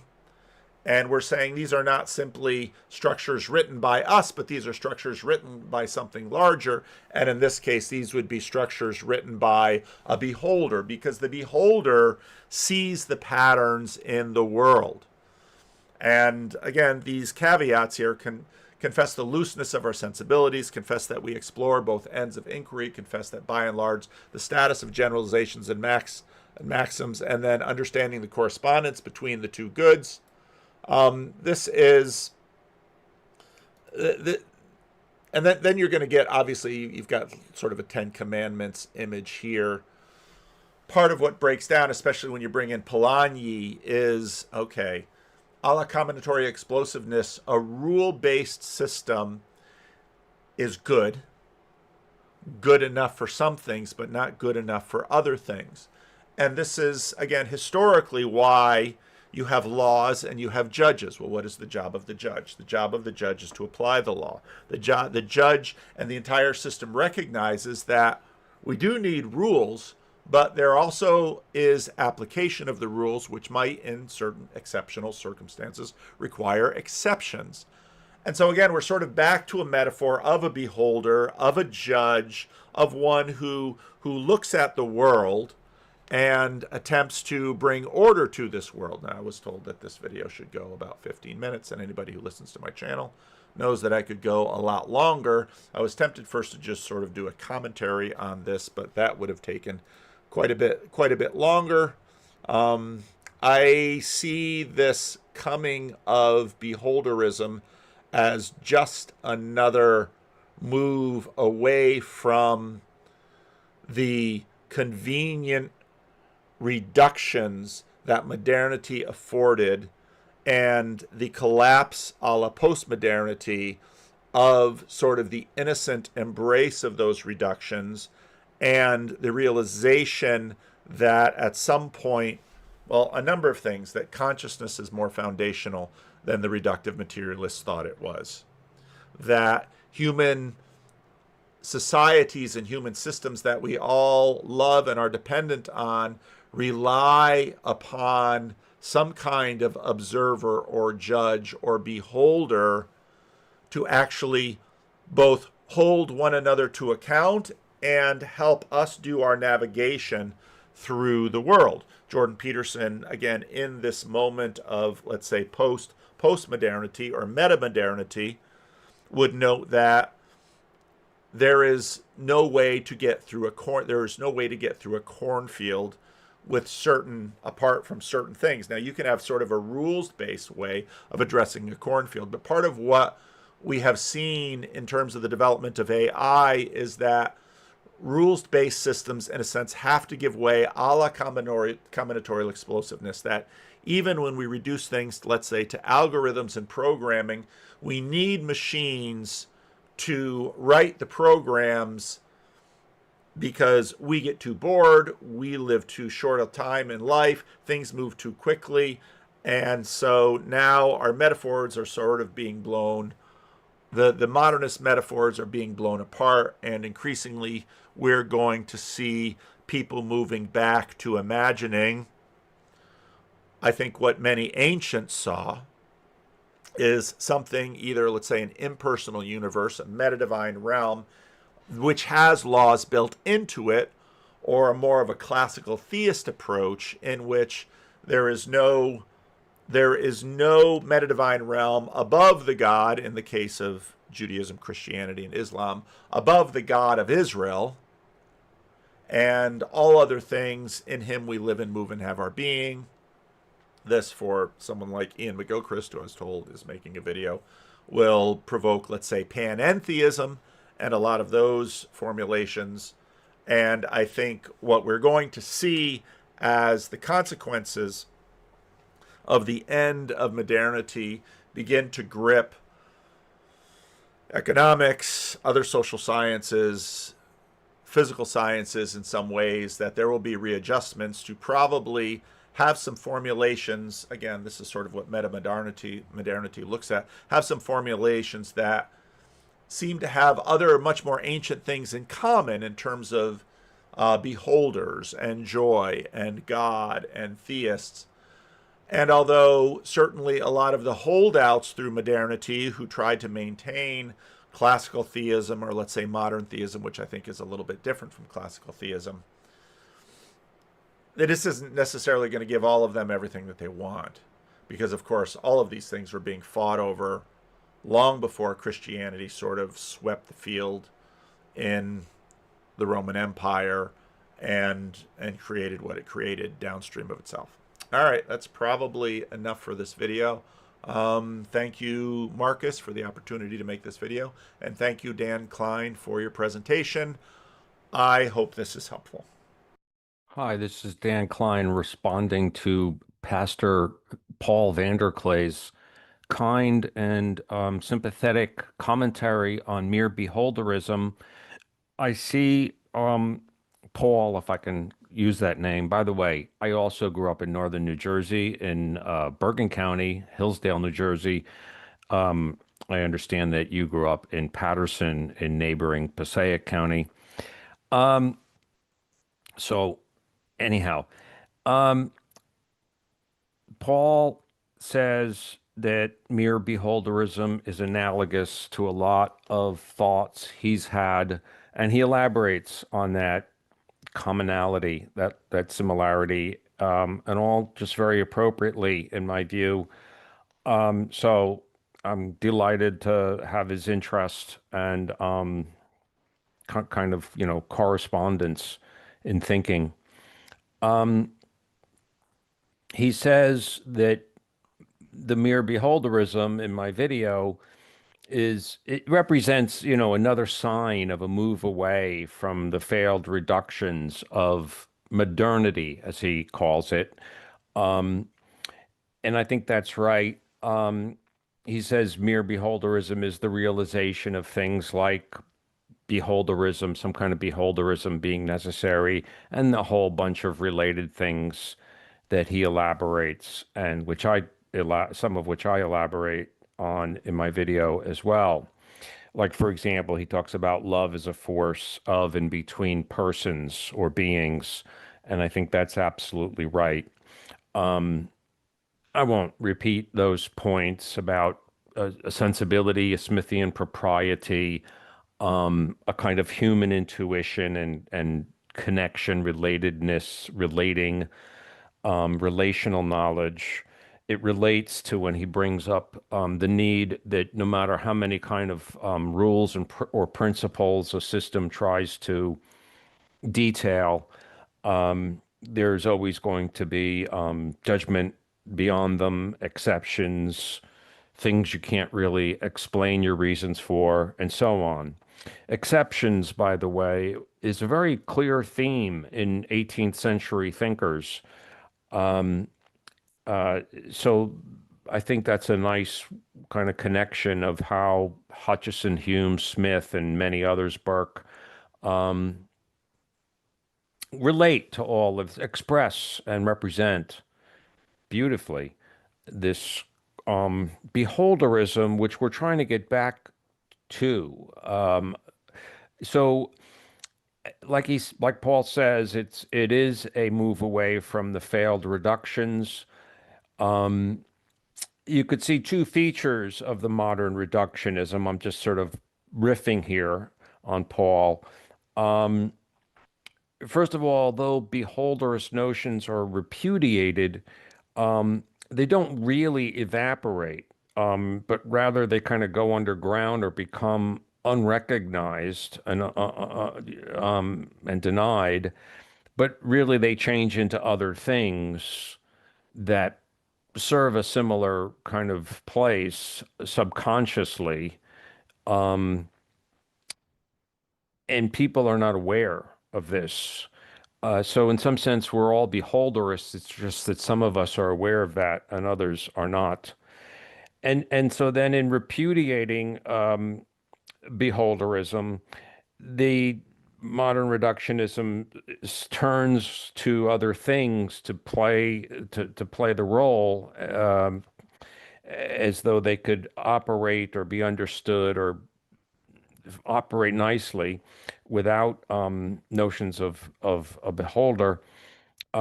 Things like reason, principles, maximization of happiness, whatever sort of platitudes or general expressions. But these have failed for reasons that we don't need to go into. It's funny, some of these words, principles relates to the word principal, P-A-L, like a person who's the principal, a beholder. It relates to the word prince or princeps in, Rome or Latin, which are people, right? And reason relates to the words for rule, like a ruler, rules. So the idea that these things get away from beholders, human beings or beings, maybe superhuman beings, um, is illusory, actually. Um, and Paul is saying this, and all of this has created a kind of meaning crisis. It's kind of like the foundationalism, you might say, that was touted and embarked upon, I would say, from really about the time, well, it really starts becoming prominent perhaps from the time around Smith's death, and then becomes really extreme into the early 20th century. And then we find out that these foundations are not so foundational, and none of them really live up to their promises. And that's why I think we became much more open to non-foundationalism. And I think that's why the world has become so much more attracted to the theory of moral sentiments. Openness to non-foundationalism goes with love of that book. So we came to the meaning crisis because anti-beholderism, if you will, was found so wanting. And Paul mentions Vervaeke, Peterson, McGilchrist, and he kind of sees, my video is in that same vein. I see it the same way. So I don't have much more to add. I'm grateful for the interest and expression of kind of concurrence. Just a couple of things I wanted to add.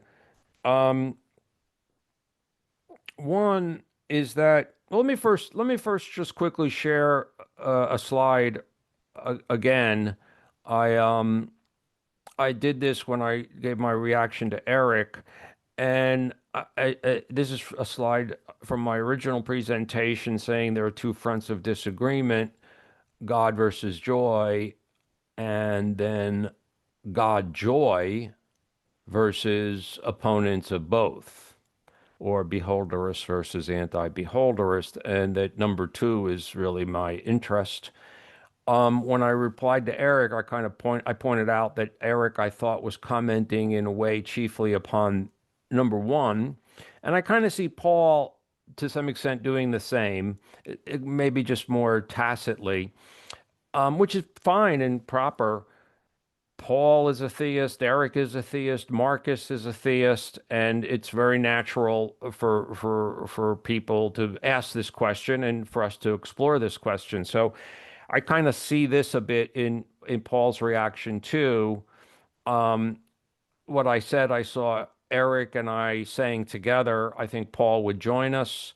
And then I see Paul as, again, like Erik here, also saying, furthermore, saying this. So that's all fine. So when I just want to remark that when Paul says that in my mere beholderism, I sneak in a benevolence and a benevolent being, such as joy, if you want to take a non-theistic approach to beholderism, I would only say that that verb sneak, that I sneak it in. I mean, if it seems to me I do the very opposite of sneaking it in. I make it really, really clear that I'm building in two primary attributes of our beholder: super knowledge and universal benevolence. So it's not really like I'm sneaking anything. I'm very conscious of it, and it's very much a defining, essential element of what's going forward. Now, this a little bit relates to just a remark that Paul makes. I want to show another slide with a quotation. I think Paul was saying that from polytheism to monotheism, we kind of get a move that removes personal preference from the beholder, and this helps us give substance and coherence to a large notion of justice and a larger system of justice. Again, it should never be try to be turned into a kind of reductionism, but there's always the spirit of the law, not just the law. And I agree that the idea here is to try to remove preference by the beholder of Jane over John. I mean, there might be reasons that he or she, the beholder, prefers Jane over John, but they are not, they're not because Jane's the beholder's sister, right? It's not that kind of thing. It's something that, is more universalizable, and general. So there is that idea of removing personal preference, but it's not removing. I just want to say, like, it's not as though we're trying to remove preference from the beholder. In fact, benevolence is the dominant preference, and a universal benevolence, whatever that means. That's a very wide open expression, but clearly we have some notions about what would be benevolence and what wouldn't be benevolence. And so this quote from Smith came to mind. Benevolence may perhaps be the sole principle of action in the deity, and there are several not improbable arguments which tend to persuade us that it is so. It is not easy to conceive what other motive an independent and all-perfect being who stands in need of nothing external and whose happiness is complete in himself can act from. So you kind of see Smith very explicitly here, and also clearly throughout TMS, building or assuming or attributing universal benevolence to the highest sense of the impartial spectator. So there is still preference in the beholder, but it's not so much a preference between two different people, but a preference between this state of affairs and that state of affairs, which different actions may give rise to, and hence, different approval or disapproval of actions. So that's all. Thank you very much, sir. I appreciate your comment. I hope we have an opportunity to converse about this. And thank you. Take care. Bye-bye. Okay, welcome back. I've got all of the different respondents here with Dan, who made the original comments. And so we're going to have a conversation for some time just about what was said back and forth, try to figure out where the points of agreement, points of disagreement lie, and see what we can pull out of it.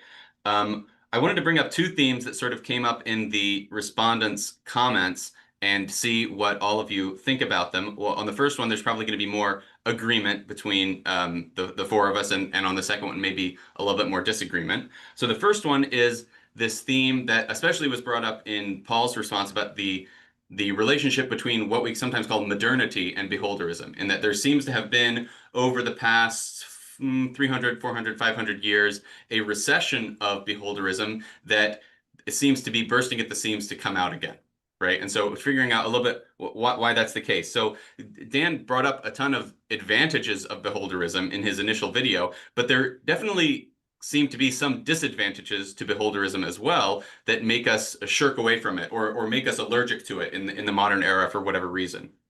And it's also possible that these disadvantages and the advantages as well shift in their severity over time, such that there might be a time period where we want to put beholderism on the shelf to take it off later again. So what could these disadvantages be? Well, Erik brought up in his response the wars of religion, right? If there's a serious disagreement about God's character or the relevant beholder's character, then just saying, well, this is what I think Joy would recommend, or this is what I think God would recommend, is not going to serve as a coordinating mechanism between our various groups. So you end up with religious schisms and then national schisms and wars over things like this. So it's a question, I guess, as well, whether a religious schism is a symptom or a cause of this disadvantage or this weakness in beholderism.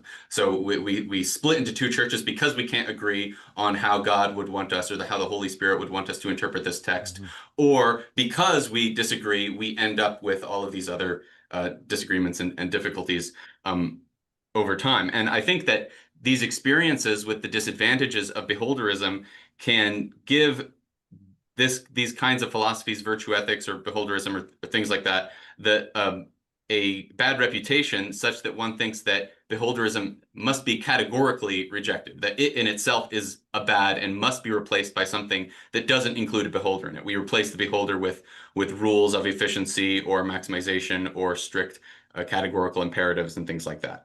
And one thing that I noticed in a different project that I was working on, that I actually caught Paul in his video making this, I'm not going to call it a mistake, but leaning into this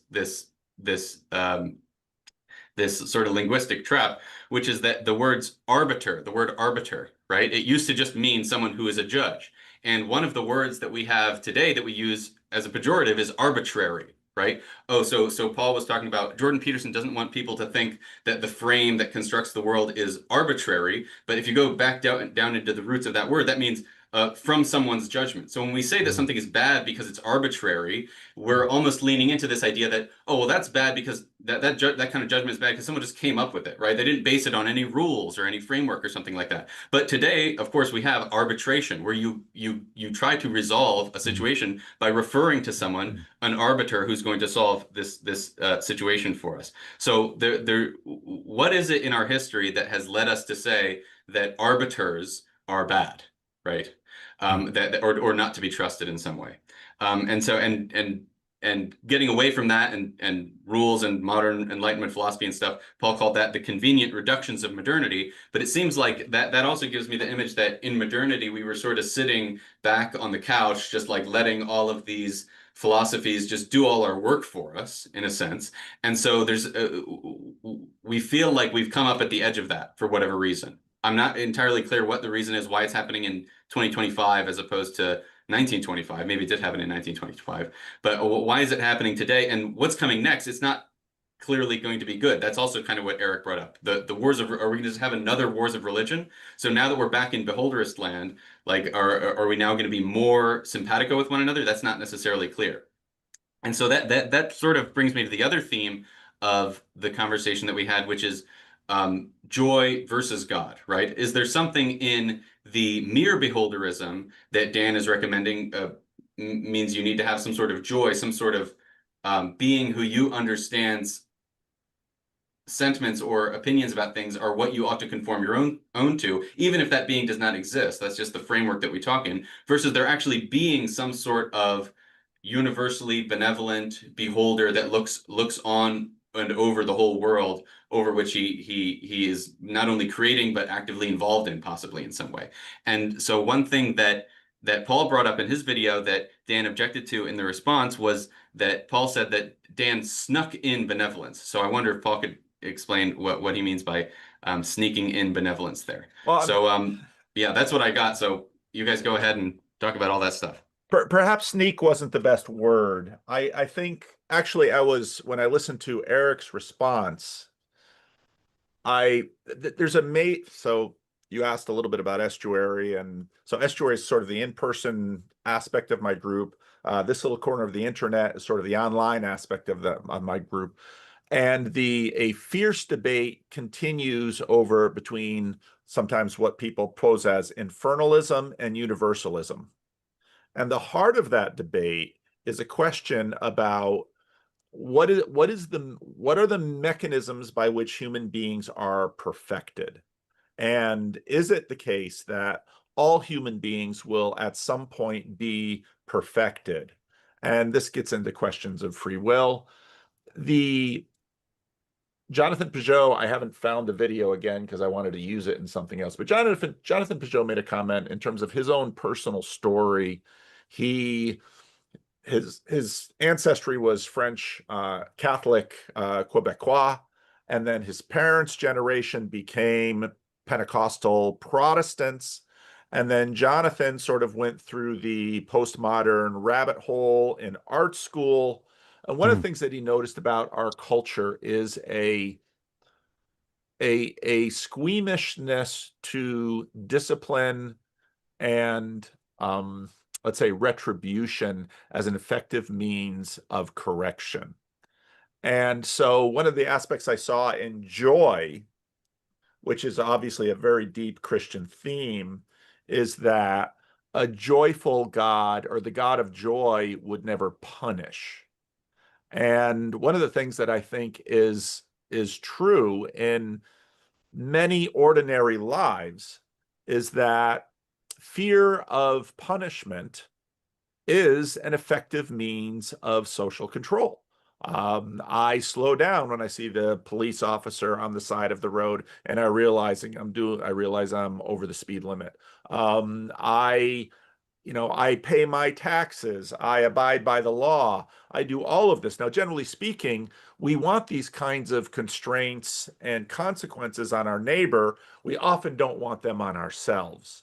And my understanding of the motivation behind, let's say, proposing a beholderism as a public, let's say, as a public imaginary, using Charles Taylor's words, is to say, well, this would effectively help people do the right thing in public. And again, a major means by which this has happened, at least in the public sphere, has been consequence, law, punishment by the government. And so, and as Erik noted, a key part of all the Abrahamic religions and many other religions around the world is our conceptions of divine retribution, whether that's karma, do good things happen, do bad things happen, or afterlife consequences, heaven or hell, or some kind of purgatory. Let me react to that. Thanks, Paul. Although joy, it sounds very cheerful, lighthearted, and I do make joy female to go with the male God, because remember, beholderism is joy and or God and or joy. What you say about punishment might be kind of connoted or suspected, but disapproval is disapproval. And in my view, again, I'm an agnostic. I my conscience, I think of as, trying to be universal and representative of our beholder. And the disapproval of my conscience is a kind of punishment. And in fact, I feel that disapproval is more motivating than approval. It's not like I go around like, oh, gee, if my conscience just said, good job, Dan, or attaboy. Like, that doesn't seem to be the main impetus to things. It seems to be avoiding the disapproval.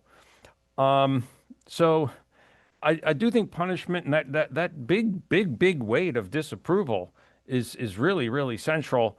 As far as divine retribution and all that, I mean, I do think that my anxiety about disapproval does relate or parallels a notion of eternal, that things I've done wrong ring in eternity. It doesn't matter how long ago. I have to own them, and they still bug me. And so this would fit into when I say that, we have to imagine not only joy, but joy's imagination, and joy's imagination might be eternity and divine and some kind of divine retribution. So again, I'm trying, like I said in the comment, in the material, I'm much more interested in, you know, uh, I'm anti-beholderist is my main thing. Um, uh, and I look for ways to onboard so many of the wonderful things and important things. And hey, I grew up in, Christendom, essentially. I mean, I wasn't raised Christian, but, I now embrace like this tradition. Not, I can't say I do so theistically, but I do. So I'm not trying to promote joy over God. I'm really not. I mean, look, maybe I said, I hope you're right. I hope you're right, and God is as advertised.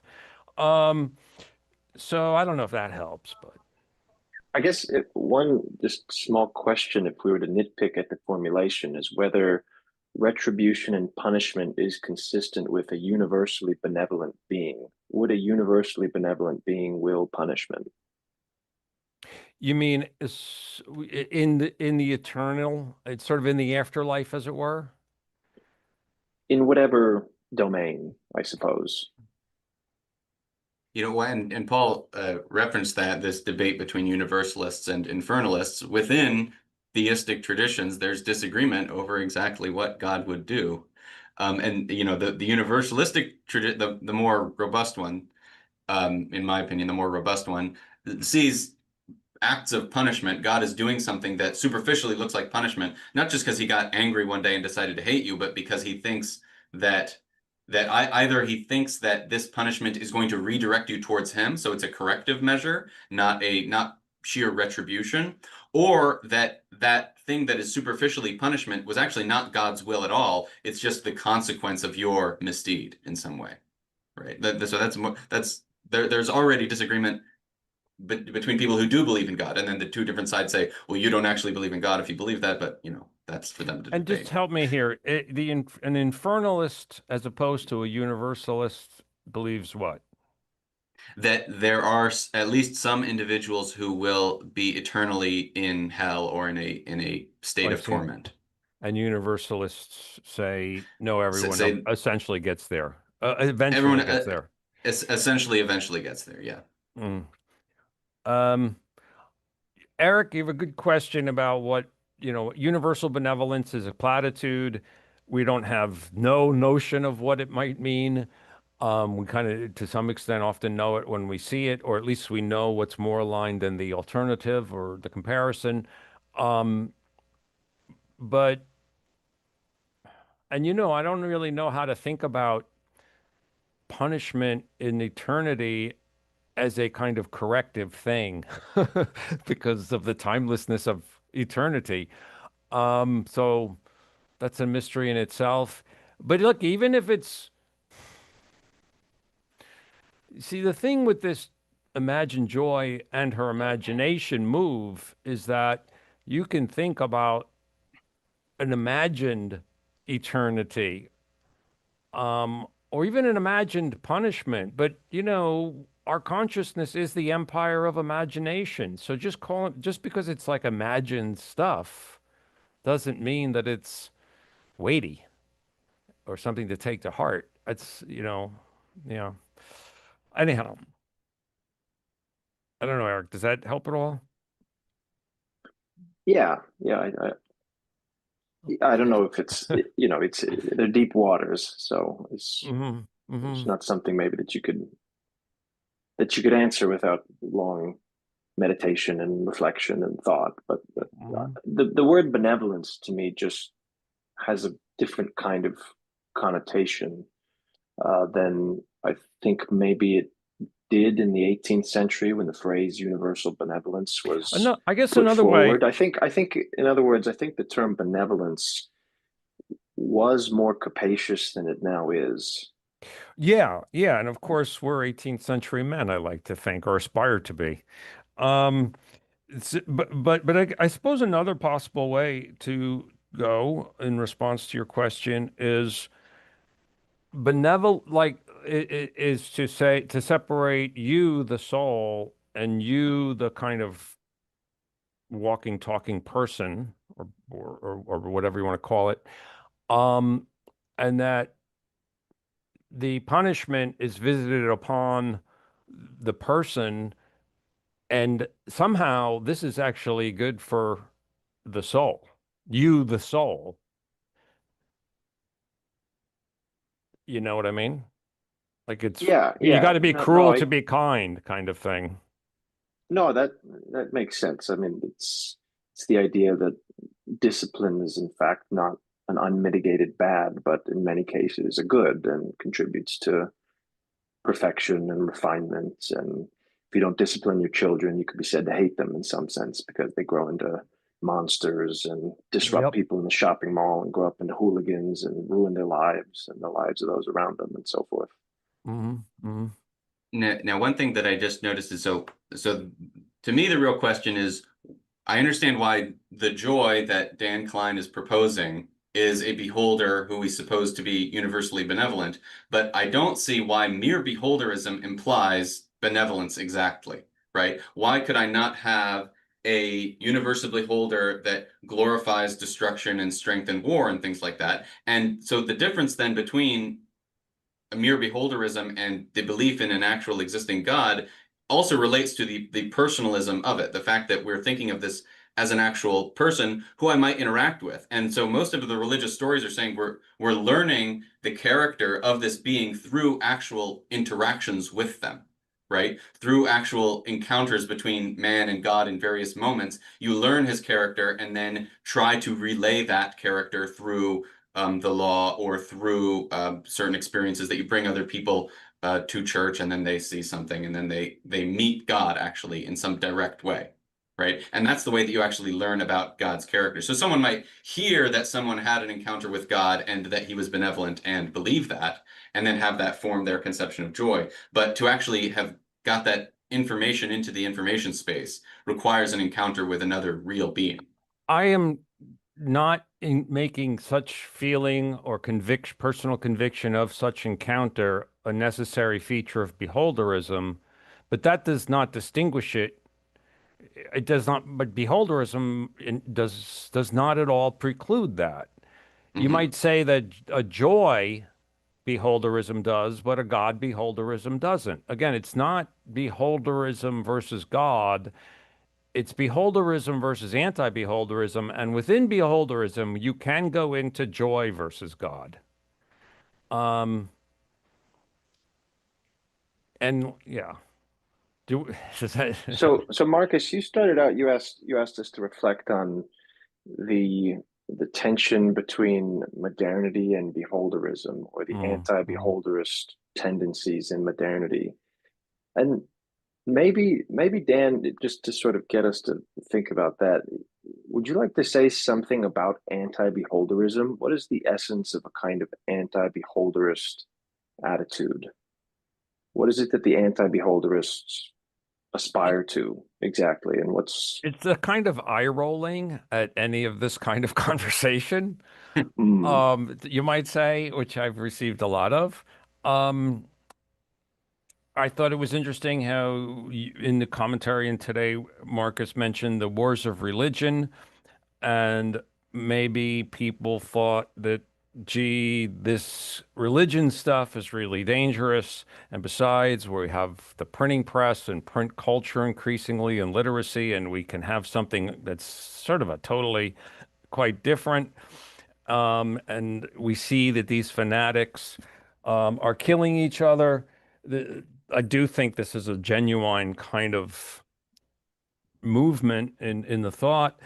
And so we got to get away from things that have been really going wrong. And then you have a kind of throwing the baby out with the bathwater problem and overestimating, overstating what your so-called principles and distinct and separate sciences and foundations in things can actually achieve. And there's, a lot of interesting things to think about why, circa 17, 1800, this happens. And there's these significant shifts. There's a lot of different shifts, of course, going on. A lot of them are kind of away from religion, kind of a baby in the bathwater story, I think, about that.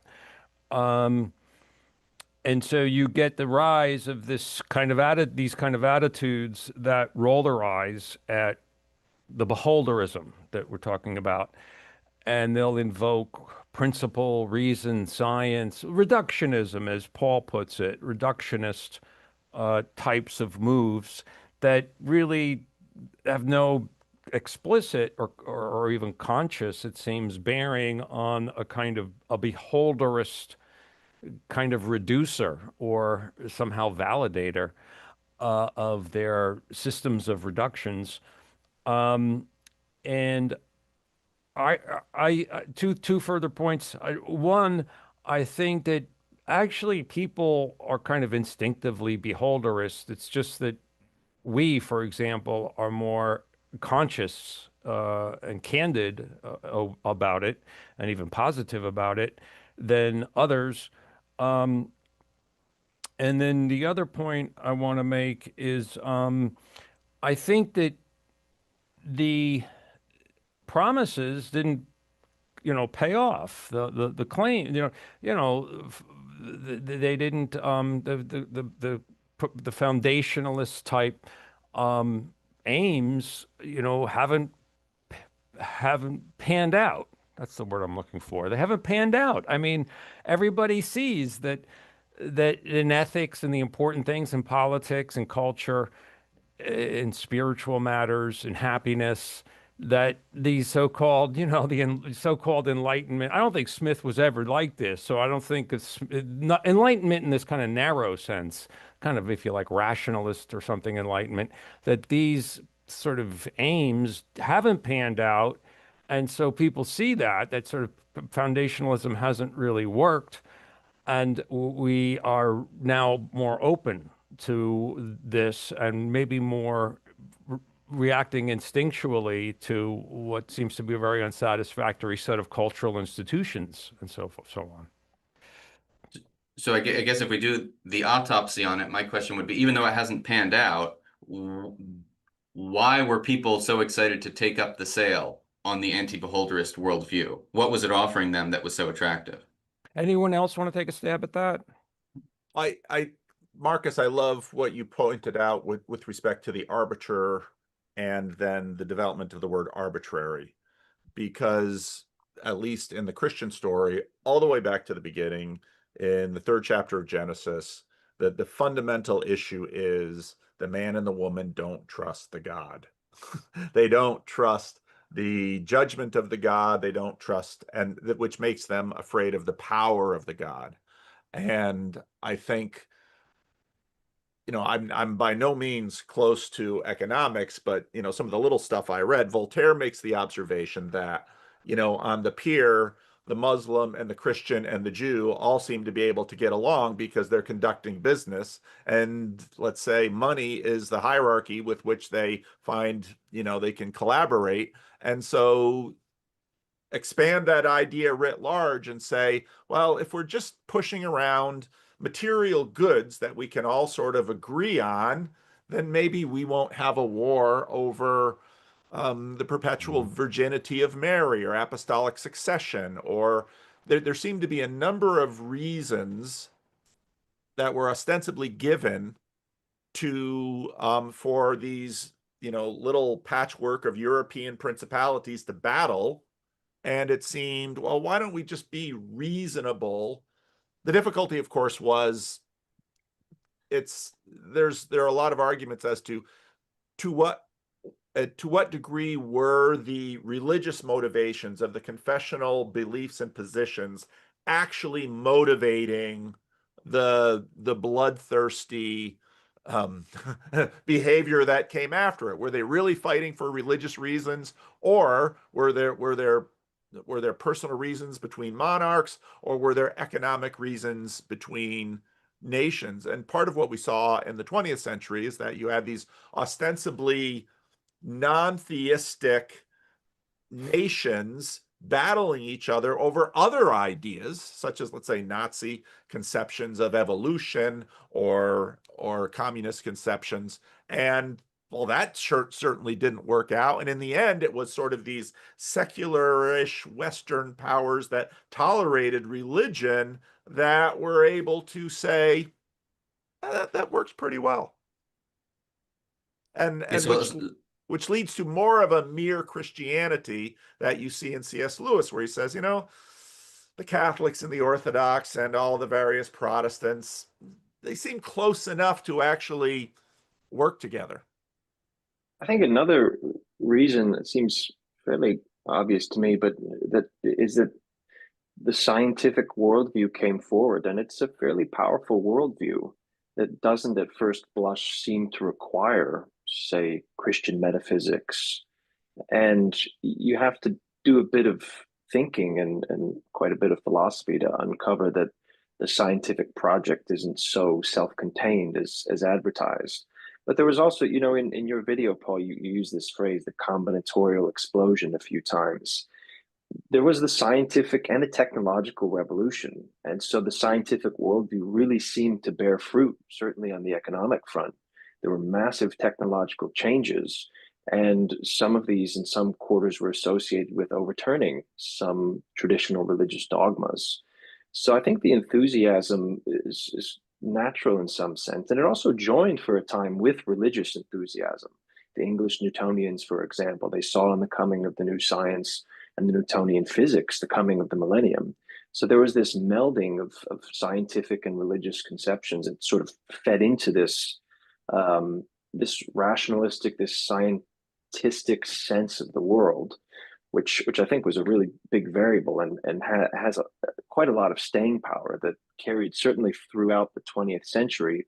And even though in the philosophy of science in the middle of the 20th century, you saw breaks from this with, Polanyi and Thomas Kuhn and so forth, it wasn't until now, basically, that the kind of man on the street, so to speak, is coming to think, well, maybe the scientific project isn't all it was advertised to be, and maybe it's not so self-contained, and maybe there are these kind of metaphysical assumptions, and maybe you do need a kind of beholder and just intuition behind the scientific dogmas, and the project doesn't hold itself up.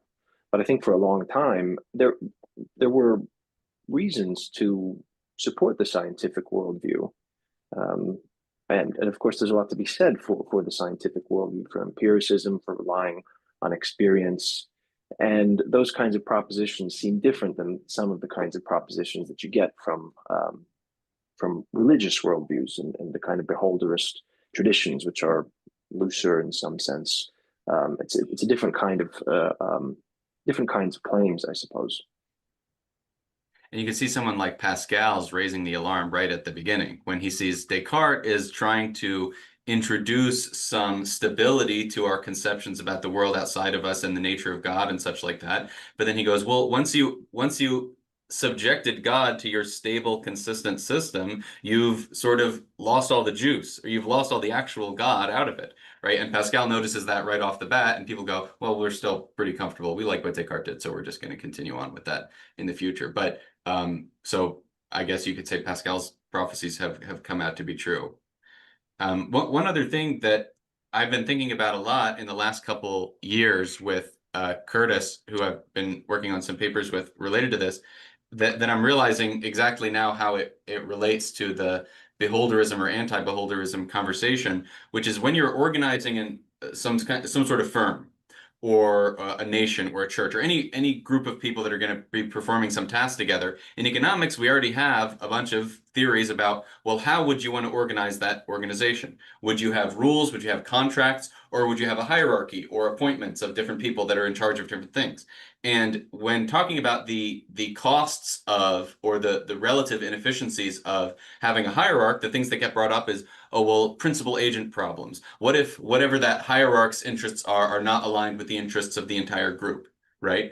Or information problems. What if that hierarch is actually not aware of all of the local knowledge that the people on the ground have? So as opposed to contracts where, oh, well, we have clear, rules for how everyone's going to respond to every situation. But if those contracts are incomplete and some novelty shows up where we don't know how to respond to that situation, then you can be lost and totally chaotic and starving for a hierarchy in an emergency situation. So basically what I'm suggesting is in economics, there's already somewhat of a framework for comparing the relative costs of beholderism or anti-beholderism, being rules and contracts and strict consistent frameworks to understanding things, that you can talk about the trade-offs between them, why you would lean towards one or why you would lean towards the other. So that's completely open-ended. I guess you could start investigating history, see are there rises or falls in beholderist worldviews based on what's more what in which ways it's more easy to organize. I started reading this book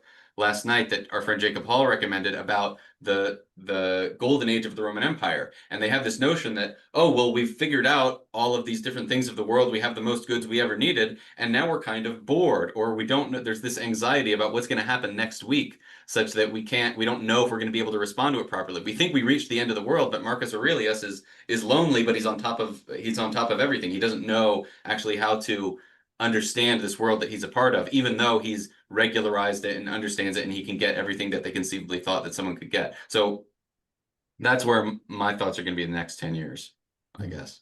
One quick reaction I had to that, Marcus, when you talked about selecting between or judging between the payoffs of beholderist or anti-beholderist outlooks, you are the key actor there. So in a sense, even the attempt to adjudicate between those two still presupposes a kind of beholderism, which is one of, I think, the main strengths of Dan's beholderist, or I should say anti-beholderist approach, which is to say that anti-beholderism is a kind of illusion. And so this idea that you could adopt into or select an anti-beholderist framework it's kind of nonsense in a way. I mean, I understand what you're saying. There's a kind of emphasis on fixed rules that people understand and agree to. They know what the rules mean, and the rules are kind of self-contained enough to get by for a period of time, versus a kind of social order in which everybody has to come talk to me about what they want to do or what I want them to do.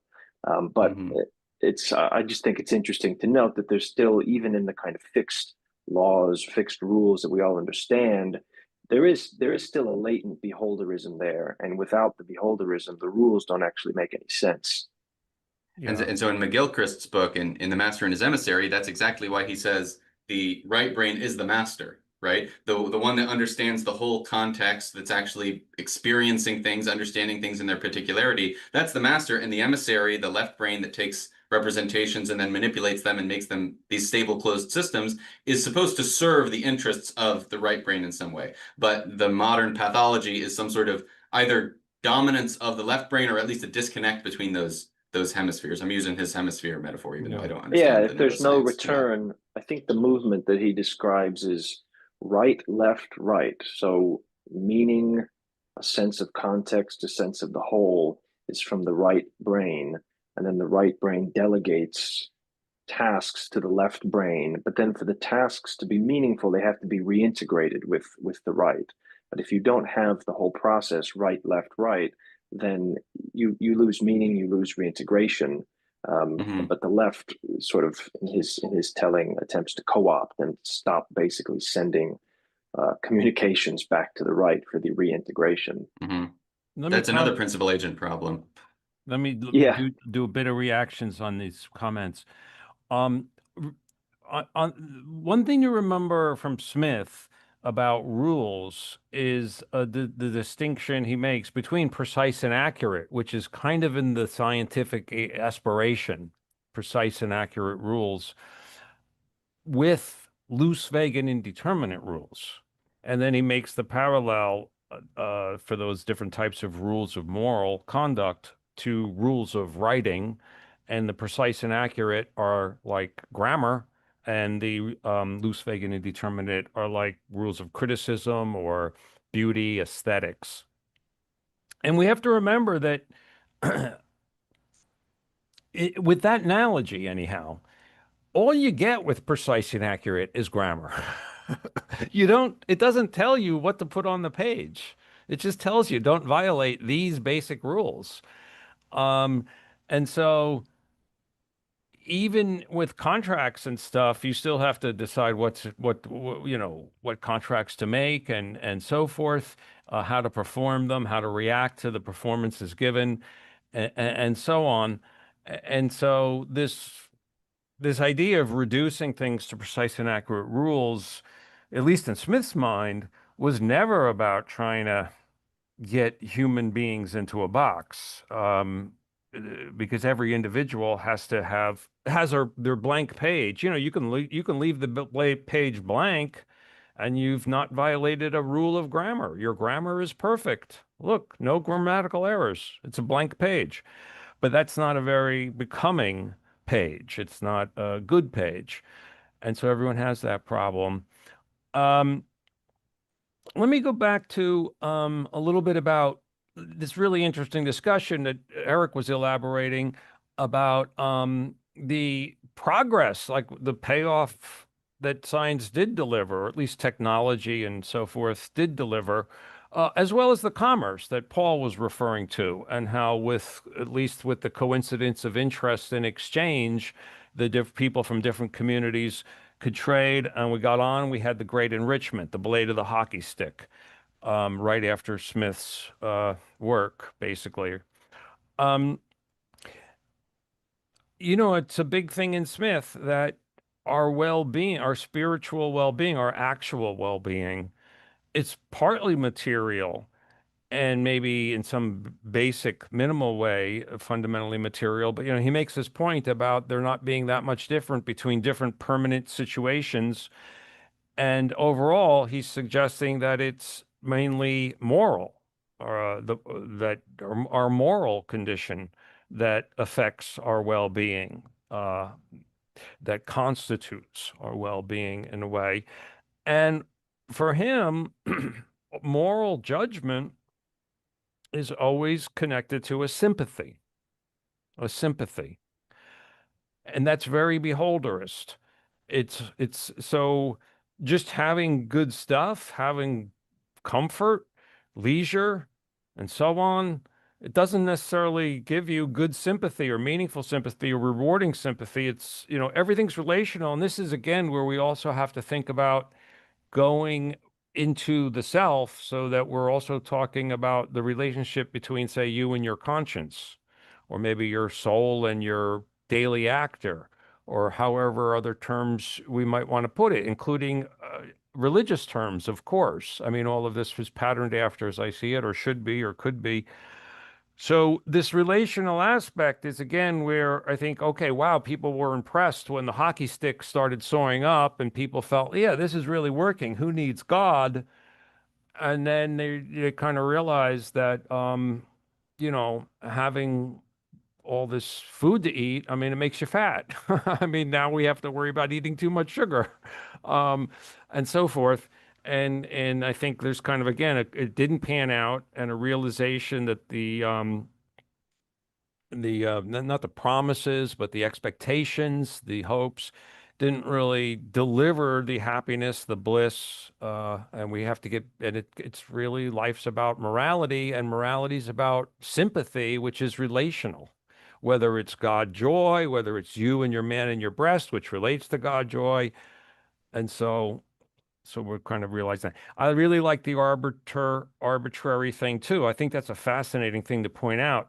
And see, the thing is, as I kind of see it, is that in Christendom, God joy as an arbiter would never have been called arbitrary, or God as arbiter would never have been called arbitrary. If you have a being who's super knowledgeable and universally benevolent, that there's no reason to think that, it issues arbitrary judgments.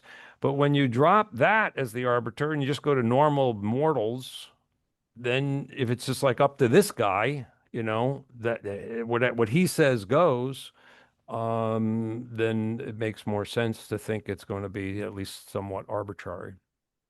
Well, I'll say in pop theology, what you might call pop theology, there is this sense that why should I do what this God says, or why should I do what he says? Why does he care about all these very particular things that I do, all of my habits that I have, or whatever? Why should he care? He's just a big thing. He shouldn't care about any of this stuff at all. So there is a sense that in which, if you haven't thought about it too much, you think that even a super knowledgeable being should not have a judgment about something like that. It doesn't make sense. So people reject religion on Yeah, those but it's terms super often. knowledgeable and universally benevolent.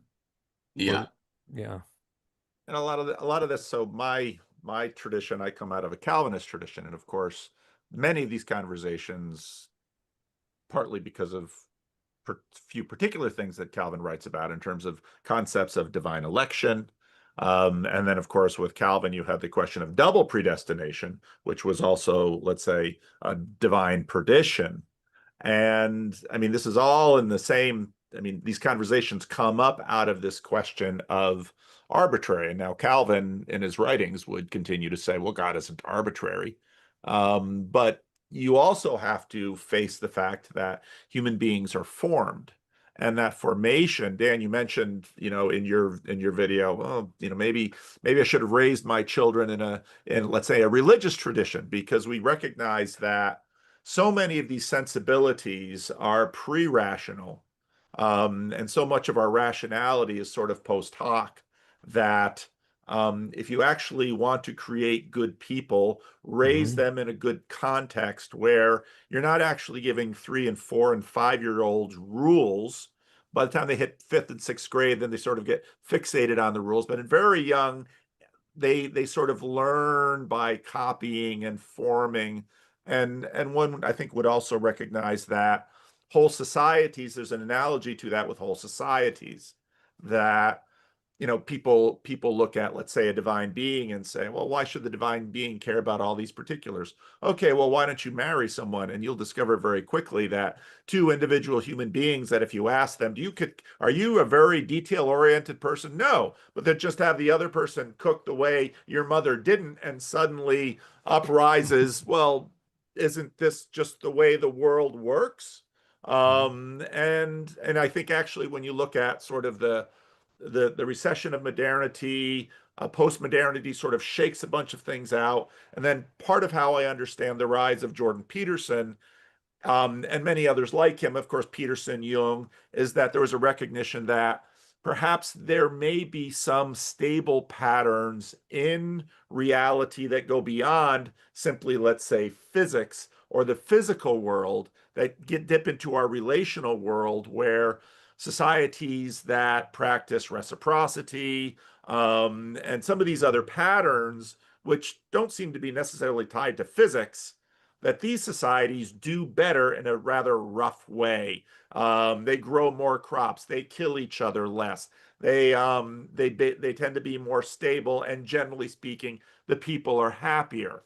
But then to get back to a John Vervaeke quote about combinatory explosiveness, in modernity, we used to think, well, there's sort of a limited range. But as the knowledge economy continued to explode, we began to realize that things get complex both down and up, and that we actually track, like Pollyanna, we track way more gets instantiated in our practices and in our habits than we would ever have life for to sort of articulate all of these things. Therefore, so much of the let's say the sedimentary cultural layers actually weigh into how people actually live than just their aspirations or their capacities to rejigger different schemes and societies.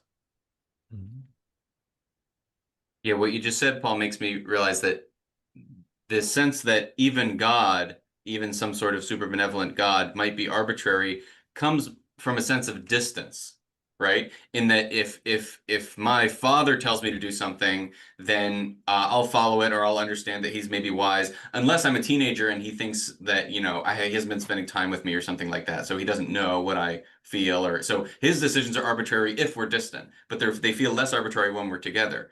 And you might think that the Reformation was this big reaction to this feeling that, well, maybe not God, the real God, is distant. He's actually present with all of us, but his representatives on earth are distant. So the Pope's judgments or the Catholic Church's judgments about what I ought to do in my particular village are very distant and are arbitrary in the pejorative sense, right? In that they're random, they're not interested in what's happening in our local situation. And in many cases, that's very much true. There are judges that make arbitrary, irrelevant, unbenevolent, anti-benevolent judgments sometimes. And the distance, it amplifies that sense. And, you know, sometimes people go to the Vatican and I'll ask them, what did that building cost? And people are like, they're thinking about money. I'd say, well, let's see, a good bit of Germany and almost the whole English language world. That's what that building cost. And it's like, because you're exactly right. There was a distrust of the papacy. Now, of course, the papacy is happening in Italy, and they have all this different intrigue. France has its whole line, but the German princes are, you know, why do we send all this money down to Italy? And off and off and off it goes.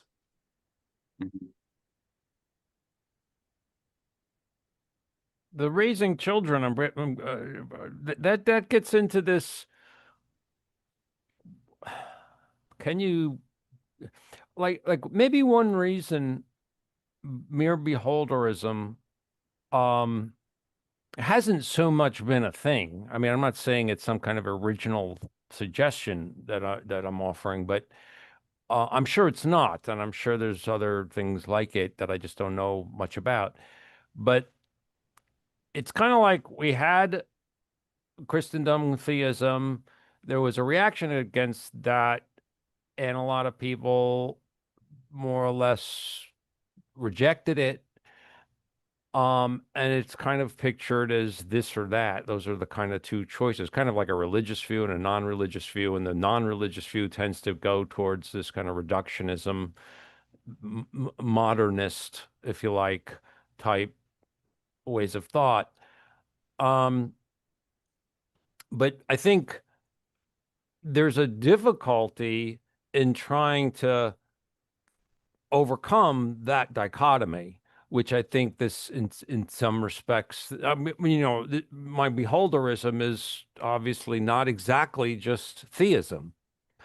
So it's trying to get the baby without some of the bathwater that some people don't like. By a third way of talking and thinking, which again, I don't propose as original, but it's not like I've gone and done all my homework such that I know. And most of the folks who, you know, talk about these things like Lewis, well, he comes down for theism. And Smith, well, Smith's in between. That's one of the great, wonderful beauties. I mean, he certainly explicitly affirms theism, but there is kind of this doubt about the nature of his religiosity. There are questions about it, and I don't have a strong opinion about that myself. But I guess what I'm trying to say is I do think that and then there's this, when you go to someone advances, just like when Smith did, he kind of advanced this kind of could be God or joy offering, it turns into God versus joy. And that kind of then derails it as an alternative to modernism, if we want to use that term for this kind of, you know, later, more reductionist approach.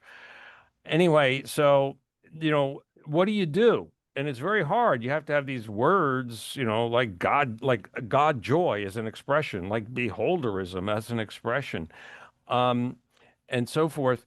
And to try to explain why you're using all these new words or odd words, and especially all their distinctions and subtleties to, just as Paul said, children who react instinctually, relationally to life and the world.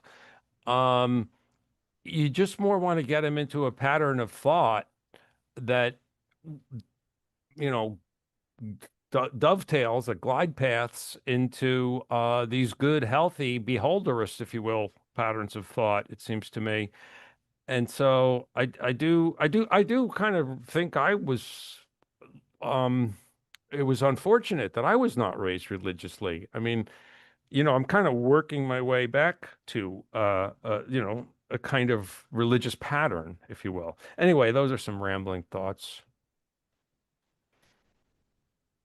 I think with children, the the moral psychology and the motivation point becomes interesting, and maybe challenges the feasibility of the so-called third way.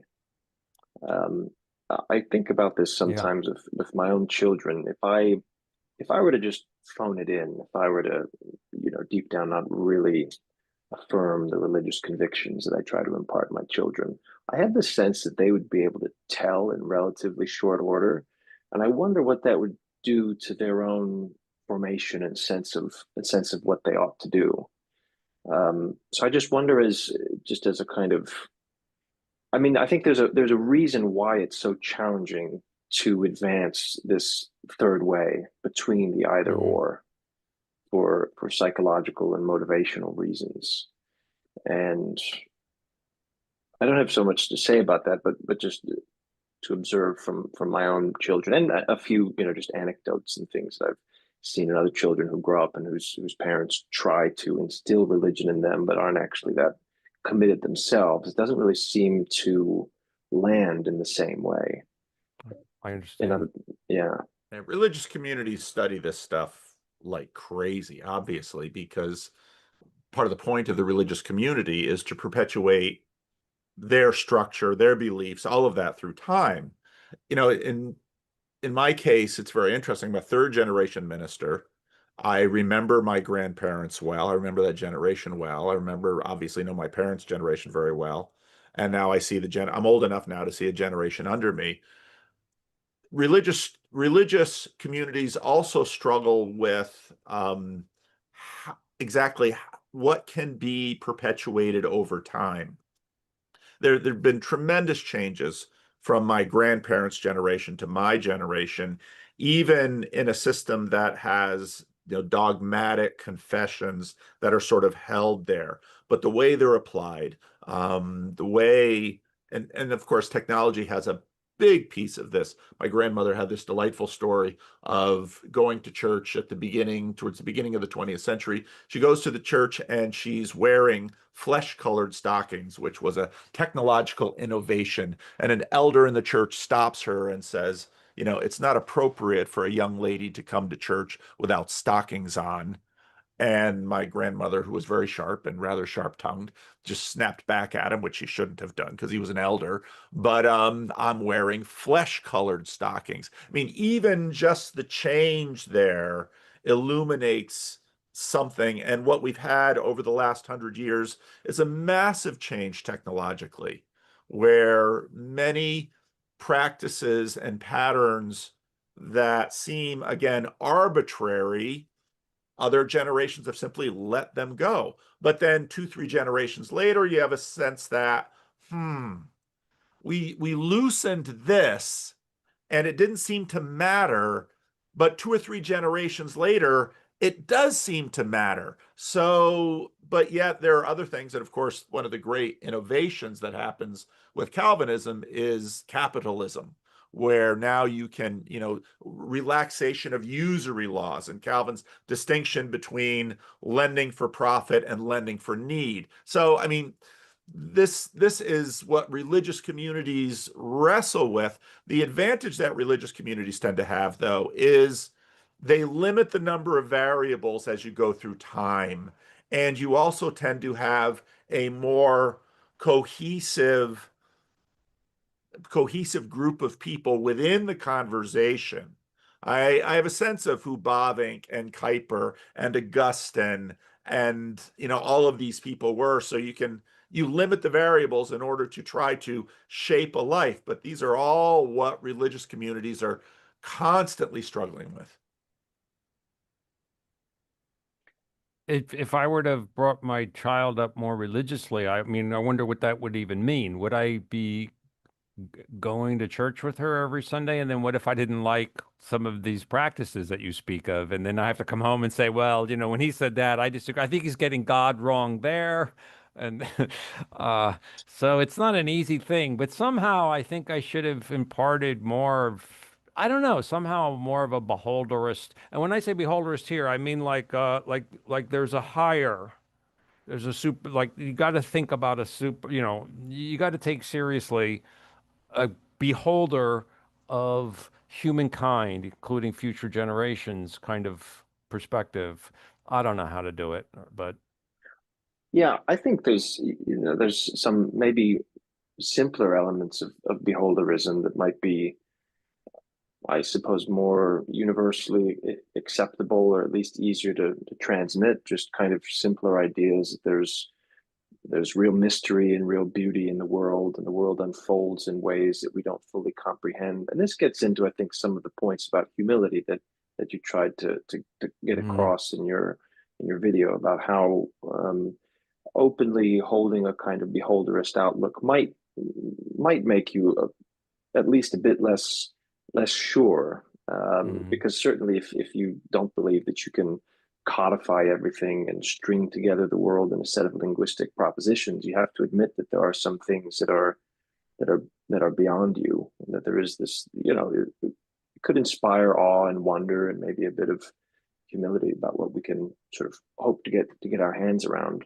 And so that, mm, communicating that through art, and I mean, a lot of this, these mythologies of modernity, you see them in art and music too, just a kind of collapse of some of these sentiments. Lewis, in, it's not in Mere Christianity, it might be in The Abolition of Man, talks about the man who sees the ocean as nothing but tons and tons of water and salt, and the real poverty of that kind of outlook. But to have a kind of basic beholderist outlook entails seeing the ocean as something much more than just salt and water, right? mm, And so mm. that kind of thing, literature and artwork, and just trying to communicate the sense of something that transcends, that goes beyond what we can kind of immediately write down or say to one another, is an important step.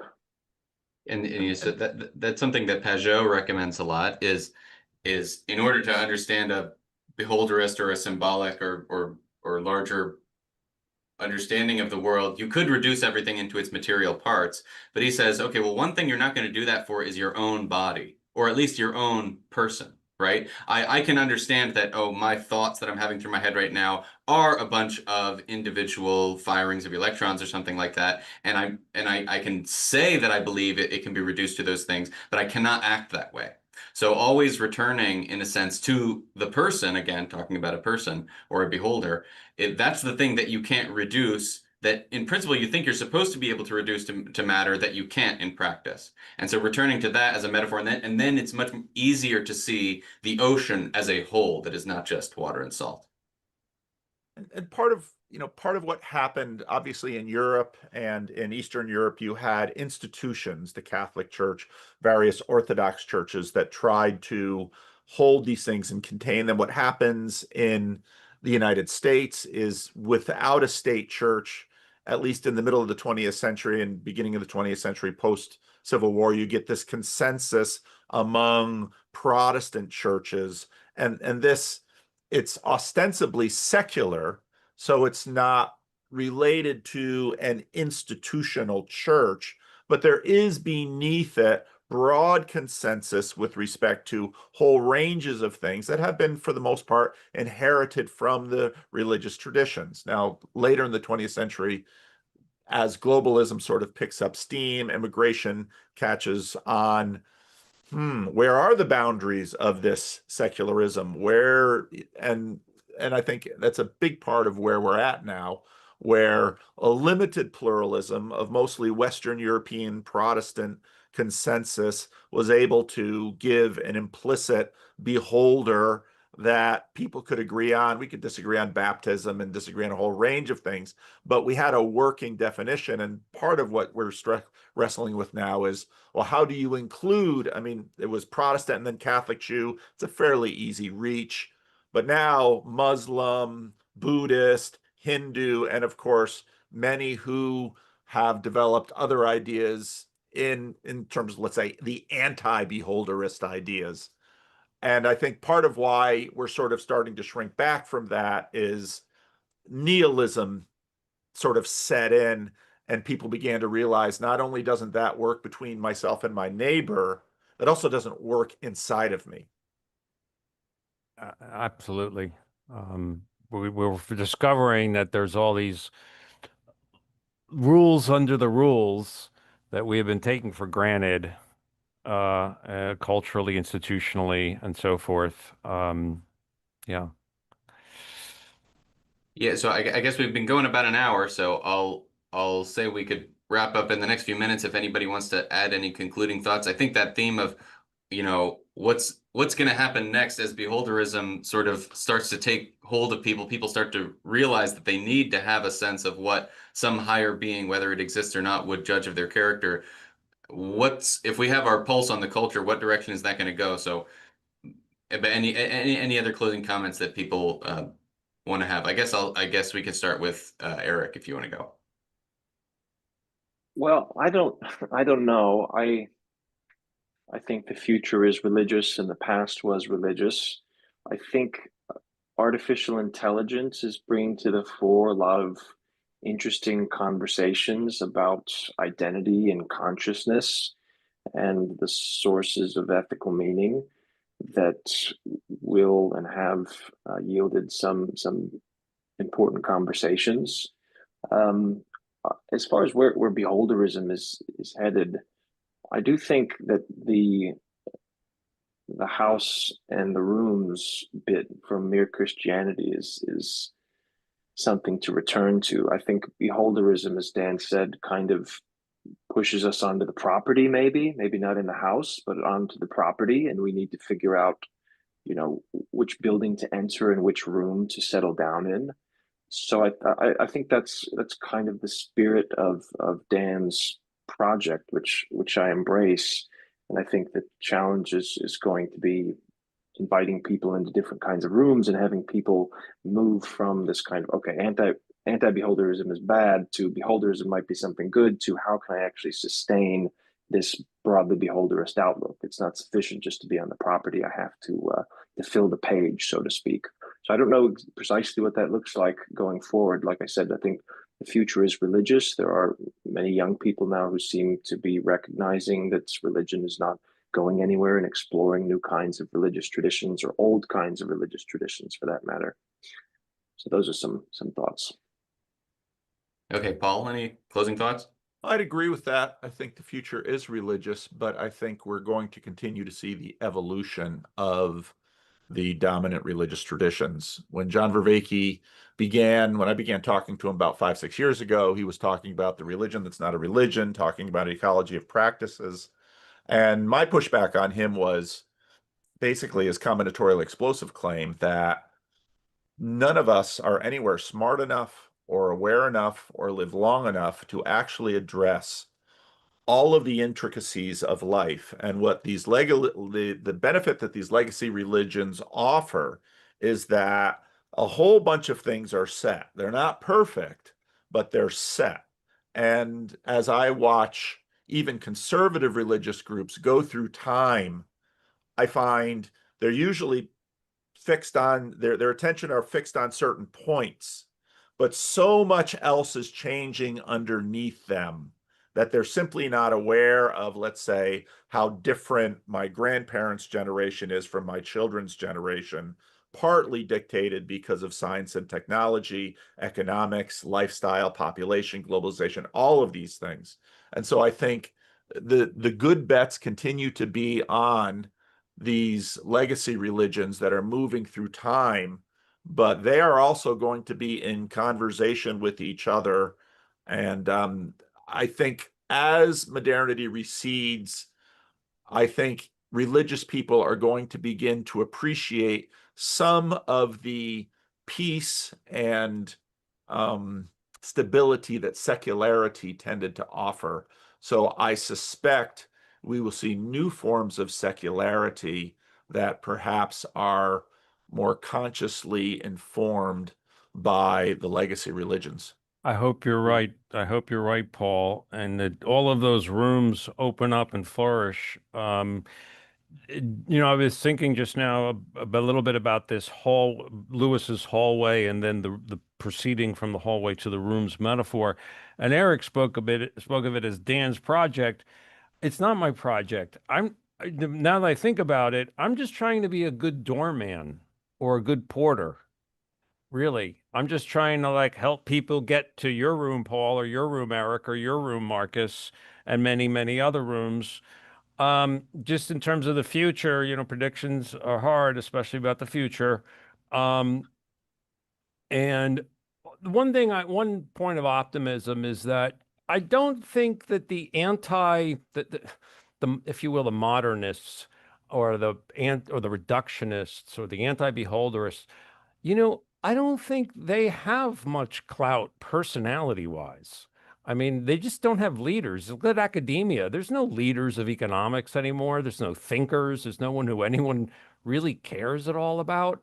And meanwhile, there's the people that Paul has been mentioning, like Vervaeke and Peterson and McGilchrist and so on. And so this is a cause for hope, because this goes back to personality and sympathy and judgment. So, it ain't, we're not dead yet. uh, so, tomorrow is another day, as what was her name put it? The character? O'Hara. Anyhow, from Gone with the Wind, what's her name? What was the character's name? I forget. We should know Scarlet. that. Scarlett O'Hara. Thank Only you. the old guys will know that. Yeah, Scarlett O'Hara. Yeah. Tomorrow is another day. Yeah, but I knew the Yogi Berra joke that you made. But okay, well, thanks guys. This was a lot of fun. I think this was really interesting and brought together a lot of cool stuff, and I hope other people also find it interesting. So until next time, thanks everybody. Thank Thanks, you. Marcus. Thank you, Marcus. Thank you, Marcus.